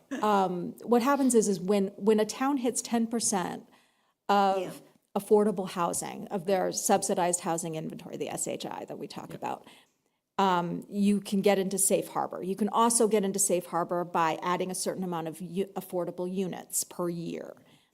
So what will happen is, once we hit that safe harbor, once we hit 10%, once we hit a certain percentage, if a developer comes to town and wants to do a 40B, we can be like, nope, we're closed.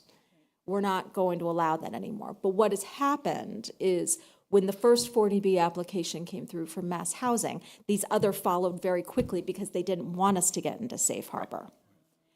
So that's the frustration for me, because the developers could go the normal route and go to our planning board and ask for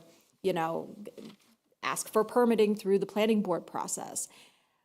But this allows them to circumvent all of our current zoning, which is the frustrating part. And all of it at once is just, it's overwhelming for us to be able to react and be proactive. So I completely hear you.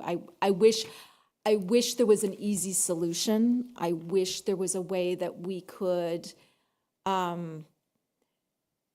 qualify these projects in a way that makes the most sense for our town.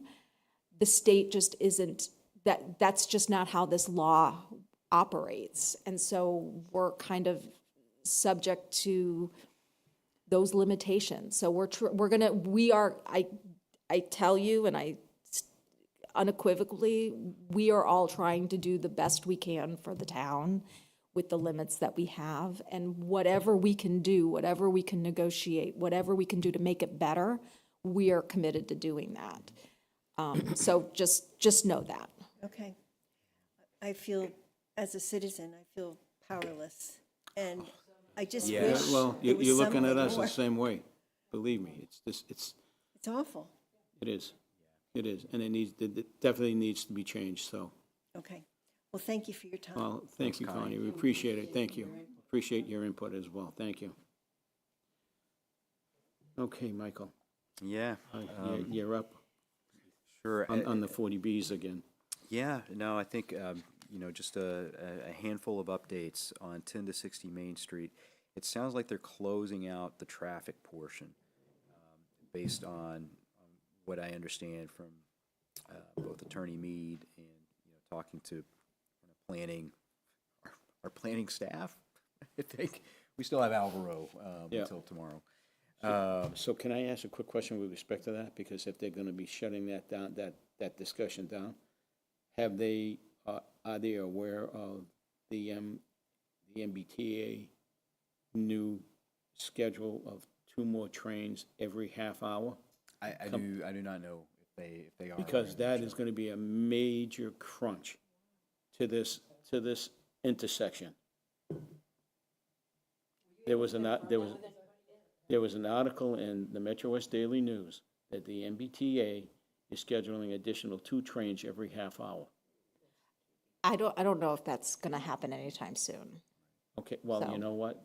When it does, Just, I'd be surprised. okay. They don't have the staffing and they don't have the Okay. trains. Okay, well, again, But, they put it out there, yeah, so, I could be wrong. I would love, trust me, as a commuter, I would love more trains to Boston more frequently. but So- but what I'm saying is that skews the traffic studies that have been presented to us. And so they need to look at that and revise that aspect of that Pacific's traffic study. So hopefully they can do that. I'm sorry, I didn't mean to interrupt you, Michael, but I just wanted to bring it up. It's very relevant, to what we were saying. We did, I believe, get an email from the developer who, there was an issue regarding some compensatory storage, flood storage. And so our peer reviewer had pushed back quite a bit on the plan and what the detail that had been, or lack of detail, I should say, that had been provided. And so I did receive a note today that compensatory storage issue has been resolved, or at least the developer feel like they met the qualifications that our peer reviewer and the baseline that our peer reviewer had established. So that's on 10 to 60 Main Street. I do just want to remind everybody that hearing is supposed to close up at some point in July. Okay. The ZBA hearing. Yeah, the ZBA hearing. So then it goes through the Conservation Commission process as well. So there's still another aspect of it. So they haven't presented any of the architecture or anything yet, right? Not yet. But every time that they've continued, that pushes it out, right? Doesn't that push out the 180 days? If they request the continuance, yeah, they would need to agree to that. And I know we have Okay. received a few extensions, but Because July is like, around the corner. Crazy. Yeah, Around the corner. yeah. So that is on 10 to 60 Main Street. And 61 Waverly Street, they're still working on traffic. I mean, I think there's some significant issues, not only with traffic, but with water, water on site, water coming off the site, just a lot of water. Yep. And I think they've got some big hurdles, quite frankly, on that one. And then with 55 West Union Street, as you know, I did send the letter to Mass Housing. I have not received a response from them yet. Okay. I anticipate it. and they did a walkthrough, right? There was a walkthrough on that?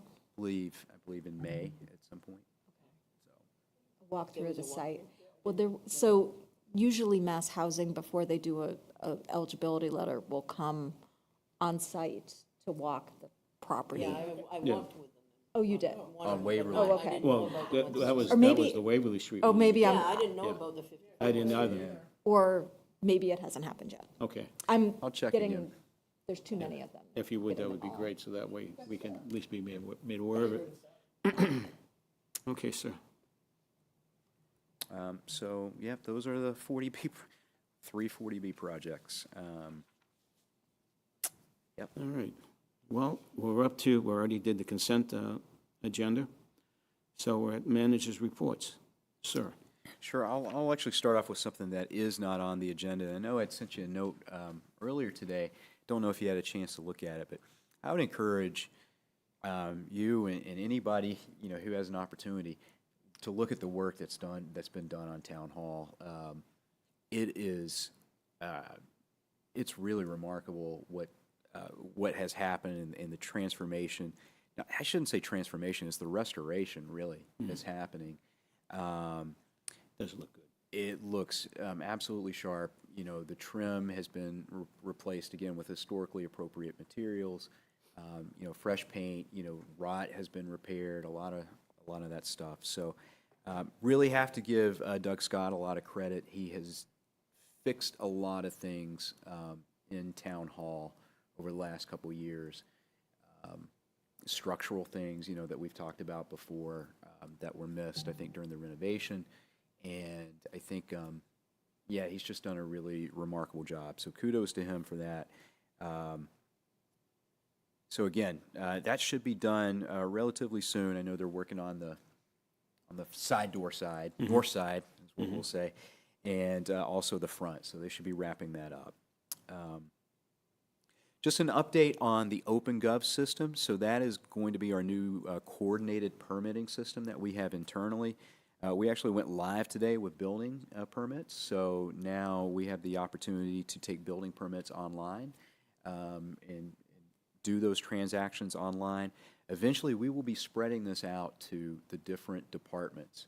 And so we're going to have a better flow of information and coordination amongst the different departments regarding some of these projects that happen. Because, you know, just to give you a brief explanation, you know, if a, you know, even if just like a building permit comes in, like something that meets the, you know, current zoning, right? And all you need to do is pull a building permit. You wouldn't need any kind of planning board or zoning board approval. I mean, conservation still needs to be notified. Board of Health might need to be notified based on if they're, you know, wells or a septic system. And so all of that's going to happen automatically now. So it takes the potential of human error out. So we're really looking forward to getting that started as well, or getting that expanded. And then we should also be able to take payments online eventually, which just encourages or expands convenience for residents and people doing business here in town. So that's really nice. Moving on to just a grant update, we were recently notified by the state that we were the recipient of over $90,000 to expand our fiber optic safety network.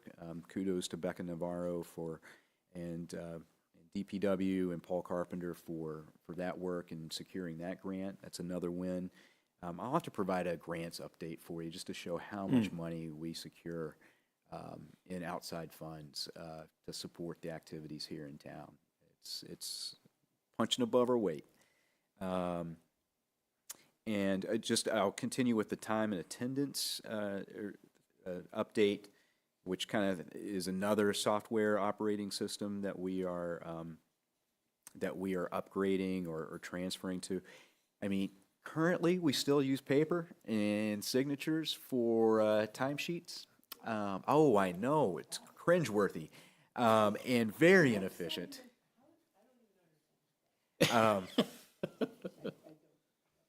Makita, it's an amazing institution here, and we're not the only town, I should say, but we are moving forward into the 20th century.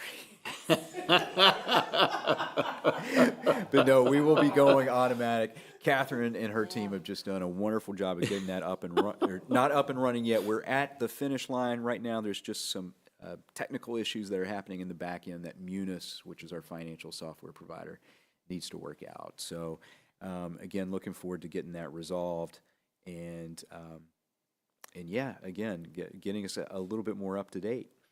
And then last but not least, as you all know, we had quite a transition of staff recently. So we have filled slots, created slots, and filled them with some familiar faces. You got the opportunity to meet a few of them tonight.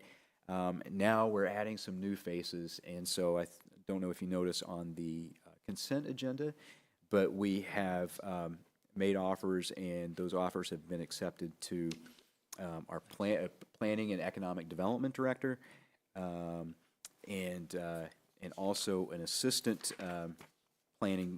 assistant planner as well. Melissa Adams will be starting as the assistant planner, and Jasmine Farinacci who was the planner with the town of Dover, will be starting pretty much right at the same time on June 23rd, providing some much needed relief with 340B projects, a YMCA application coming in, and a number of other things happening. Good. I will say, and we'll have them come in and introduce the board, and I will say a little bit more at the time, but we had a good crop of candidates. It was a tough decision, and Those are nice yeah. to have. It's a rarity nowadays in municipal government, and it was. We came out of those. It was spent a lot of time in interviews and came out with a lot of pride, knowing that That's you know, awesome. we were an attractive place to work. So That's awesome. yeah. So that is the report for tonight. Well, thank you, sir. I have one little question. Do we know, and I've been under a rock, obviously, where the state is on their budget process? Like where, because we haven't received anything from them as far as like what to expect for this I upcoming don't know if they're in fiscal conference yet, or if because I believe the Senate did pass their budget. year. They did, Senate did. Yeah, So they're in conference? I believe they're in Okay. conference. Okay. So I I will was just more more double check on that curious for than sure. anything Don't else. take that to the bank yet. Okay. Because once we have a real budget, a sense of the budget of what we're really going to get for this upcoming year, let's put it on the agenda and revisit like our, just kind of what we voted on at town meeting, and if there's any discrepancies or anything that we need to just adjust. Yep. I think that's a great idea. We have to do that. Yeah. That's something we could do at the retreat or just a public. No, I don't want to do it at the retreat. I want to do that in Let's do that, yeah. open session. Yeah, that's You know, fine. I mean, not that retreat isn't open session. Retreat is open session. It's just, That's fine. I think it'd be, and we got a lot of work to do at the retreat, and I think it's Right. probably going to be one of those situations where there's like a handful of topics that we're going to spend. Okay. And actually, if you just indulge me, I know we have scheduled to go until 2:30. You wanted to, And I you wanted to talked bump it up to 3? If it's okay with everybody, I'd like to move it to 3 o'clock as well.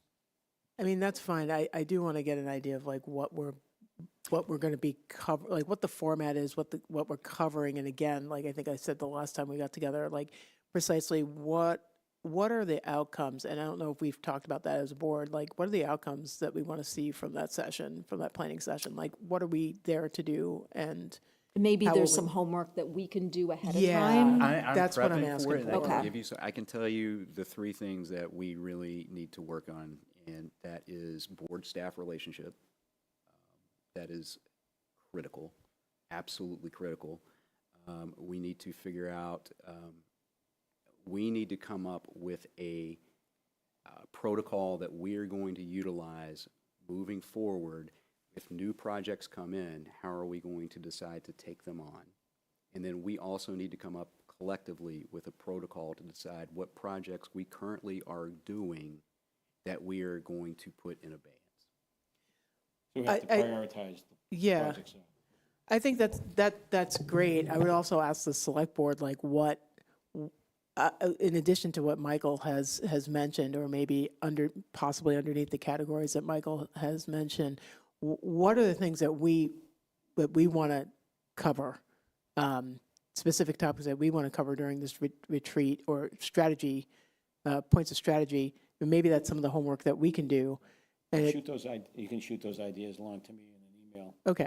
And I'll put it as part of the agenda for the retreat, mailing everybody what we have, what everybody wants to have on. Well, why don't we put it as an agenda item for next meeting before? Yeah, that makes sense. That's Yeah, And that's- that That way- actually works out. Yeah, So if let's we- talk that through. So if we think about what we might have, and, because I do think like the more that we can prep ahead of time for the Yeah. retreat, the more productive it is. And because I don't want it to be a session where you're talking to us for 4 hours. I don't want that You either. know? Right. And then we're trying to absorb it and trying to make decisions. Nothing. And vice versa. I don't nothing want it productive to comes us out of that. talking to Right. you for Yeah. 4 Yeah. hours and not Yeah, being I- able to process that, It has to be a dialogue.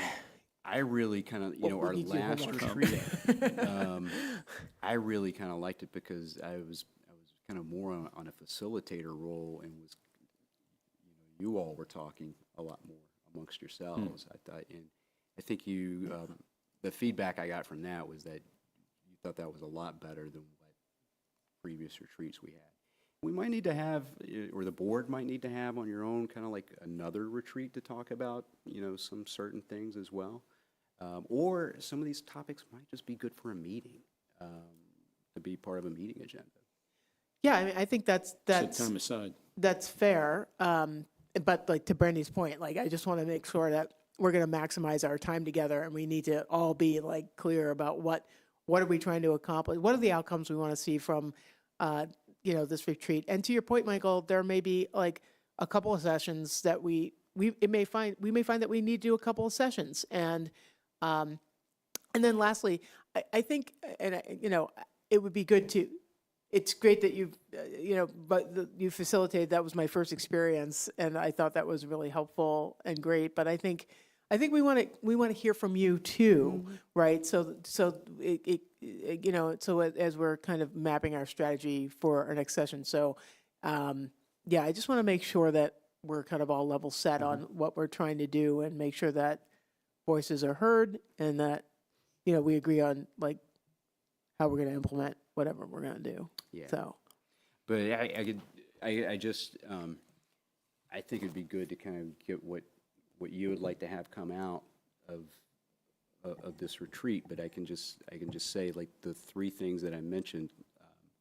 I can certainly tell you that everything else is going to really hinge on how that works, because we've got to make sure we're all on the same page, and I think we're going to have to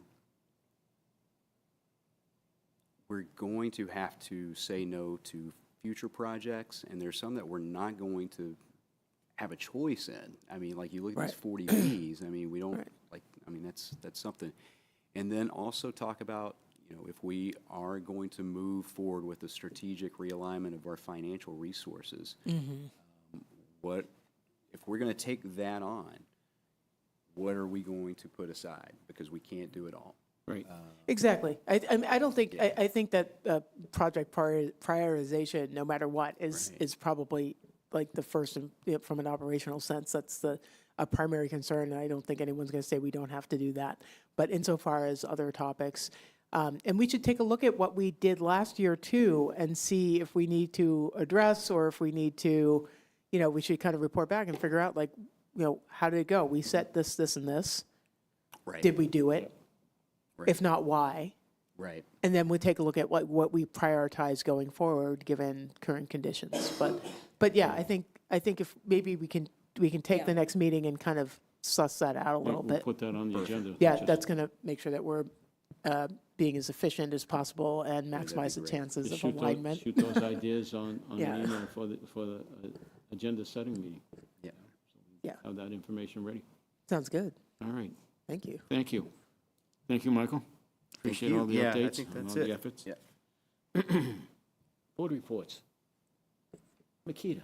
Yeah, I'm going to keep mine short because I already told you all what I was up to. Already gave my recommendations for the committee process, but I will say that the flag raising ceremony for Pride on, I think Monday it was, Yes, it was Monday. I don't know what day it is, but I know that it was a really great event. It was incredible to see the community come out like they did. I think people took a lot of courage from the remarks that Representative Lewis made, that Michael made as well. And of course, it was beautiful to see the student representative there as well from, and that's the good stuff, right? The community coming together to support each other, and us reminding each other that we all need each other. So I'm going to keep it to that. No matter who, what, or where. I'm sorry? I say no matter who we are No matter who we are. or what we are. Yeah, exactly. Well, one Ashland. One Ashland. One Ashland. That's right. There's no I in Ashland. I like one I just Ashland. made that up. That's pretty good, Joe. That's pretty good. Yeah, you should, huh? Claudia? All right. You Getting know, late. again, I think we promised not to repeat, so I'm not going to repeat, but yes, it was a great event. You should repeat it and also thank Ashland is United for coordinating the event. Yes. Ashland is United is a wonderful organization, has been doing things for several years now. And it was really a special event, really, it's just one of those really feel-good times. And then I'll let Joe talk more about it, but I did attend the groundbreaking of the affordable housing on Main Street, and that was very nice, very exciting, and, you know, it's just, that's, in my mind, the way we should be That's real solving affordable affordable housing. housing. But, so I'll let you, thanks, Joe. Miss Brandy? So last Friday, I was at the Ashland High School's Reality Fair. Michael and Yolanda were also there. They were at the Civic Engagement booth. I was at the Charity and Community Service booth. It's such a great event. They have, it's like, I think probably 60 or 70 volunteers, where the high school seniors go from booth to booth. They get they pick their job, they get a salary, they get a credit rating based on attendance. Mine was not so good. And then they literally go from booth to booth to find out like what life costs. So they have choices like living. So they can either rent an apartment in the city, or they can rent an apartment in the suburbs, or they can live with their parents, or, you know, everything from transportation and furniture and clothing and food and, you know, what those haircuts cost and those streaming services that their parents provide and the cell phone coverage. All those hidden and costs. all of those things. Hidden. And then they get to me, and I tell them that they should continue to give back to charities and community service. Give it all away. Give it all away. And they say, sign me up, I will be a volunteer, and not cost me a dime. I've been doing this for 4 or 5 years now, and I just wanted to say thank you to Josh Wixer and Lauren Giambetti, the two advisors for Student Council, who like literally just move mountains to have this happen. Sarah Mixis, who was the president of Student Council, who did a ton of work, and all of the Stuco kids just, they knock it out of the park with this every year. And I really think this should be like a mandatory thing that every town should do, because it really gives kids an actual, real sense of what life is going to be Learning like. experience, yeah. So, so kudos to all of them. The one thing that I wanted to also give props to is on the girls' track team this past week, which is near and dear to my heart. The girls 4x800 relay team were state champions. Yeah, very nice. Huge accomplishments. The first time that the girls' distance runners have ever been state champions. So it's Sophia Wernetsky and Madeline Callahan and Ava Dittenhofer and Sadie Galuli, and they're all juniors, so they have one more year ahead of them. And they are a powerhouse girl team. So congratulations to them. It's been fun watching them. I have a track kid, so it's been fun watching them all season, and great that they were able to bring home the championship. And so just good luck to them. And there's several other kids that are running at All States this next weekend. The girls team, the relay team, is ranked 8th in the state right now. Oh. And so there is a real shot that they will come home as champions. So, State champs. so they said that if they win, they want the fire trucks. So, so Susan, if you get a text from me that they won this weekend on Saturday, you'll know why. Susan, do you have an in? Susan has a connection, just a little bit. Yeah. Have them already at TJ's. So good luck to all of them that are competing Thursday and Saturday at All States. And then the one other thing I wanted to say is graduation is this Friday for the class of 2025. And so I just wanted to say congratulations to all the seniors out there. They have worked so hard. And I will be at graduation as a parent this year. So it is going to be it's going to be really a special How many boxes day. of tissues? There will be a few tissues. There will be a few tears. But anyway, I just wanted to say congratulations to the seniors and enjoy the last remaining bits of senior week before Reality hits. yeah. So, but that's it. Real world. The real world. The real world. Right. Yes. So, Give them a back credit. Yeah. and just thank you to everybody at the Ashland High School. It's been a really great 4 years. And all throughout my son's experience at Ashland Public Schools, our educators and our administration and all the teachers, it's been an amazing experience, and they are just very special. So just to say thank you for all of that. So that's it. Thank you, Madam Vice Chair. Again, I just want to thank the board members for having confidence in selecting me as the chair for this coming year. It goes without saying that Yolanda did a fantastic and remarkable job running the board this past year, along with other responsibilities, along with Brandy as board members of the Comprehensive Plan Committee alone. It took so much of your time and efforts. We appreciate all the work that you have done. So again, thank you, Yolanda, for a job well done, and we'll see you soon. This past Thursday, like Claudia said, we celebrated a 5-year endeavor. It's taken 5 years for this project to come on board, and that was the Habitat for Humanity was given some property at 487 Main Street, where it will be an affordable house, and there will be a process that people have to go through to fill out the application forms, and it's similar to a lottery-type process that they go through, and you have to meet the qualifications of the salaries and things that are bound by it. So, great job for Habitat for Humanity, and thank you to Gary and Rita Galani for getting this process moving along the road by granting that property. And it's going to be well worth it, and that's what affordable housing is, totally. So, again, thank you very much. We have a roadway traffic study committee meeting on June 10th at 10 a.m. Anybody that wants to come, they're all welcome to attend. It's at 10 o'clock at the Public Safety Building Conference Room. And like Brandy said, congratulations to the class of 25. Best of luck, and make us proud.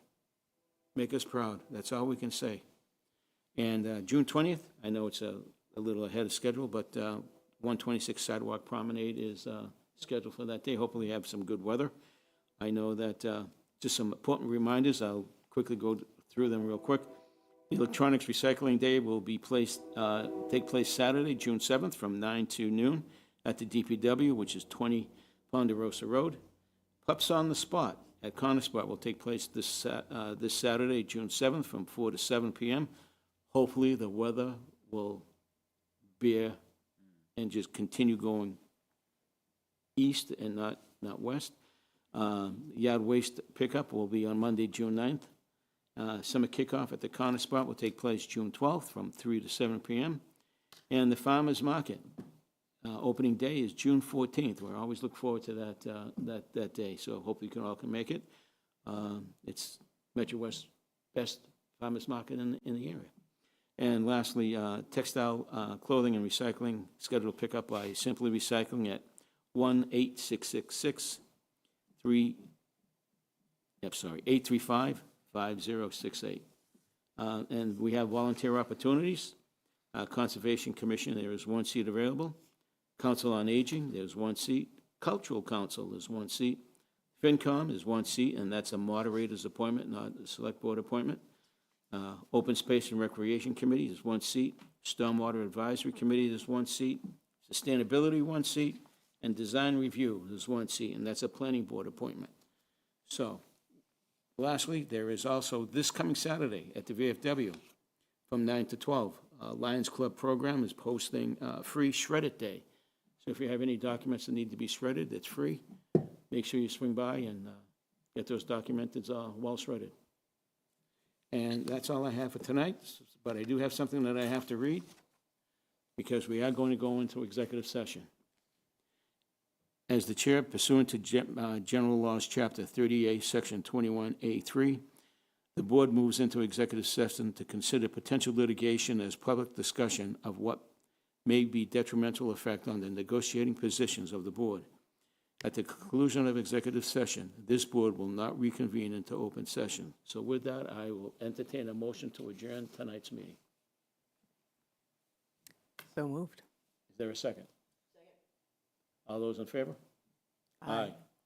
Thank you, everybody, for watching and for being here. Oh, do we have to do roll call vote? Yeah, right, I'm sorry, my bad. No worries. Okay. Keegan, aye. Okay,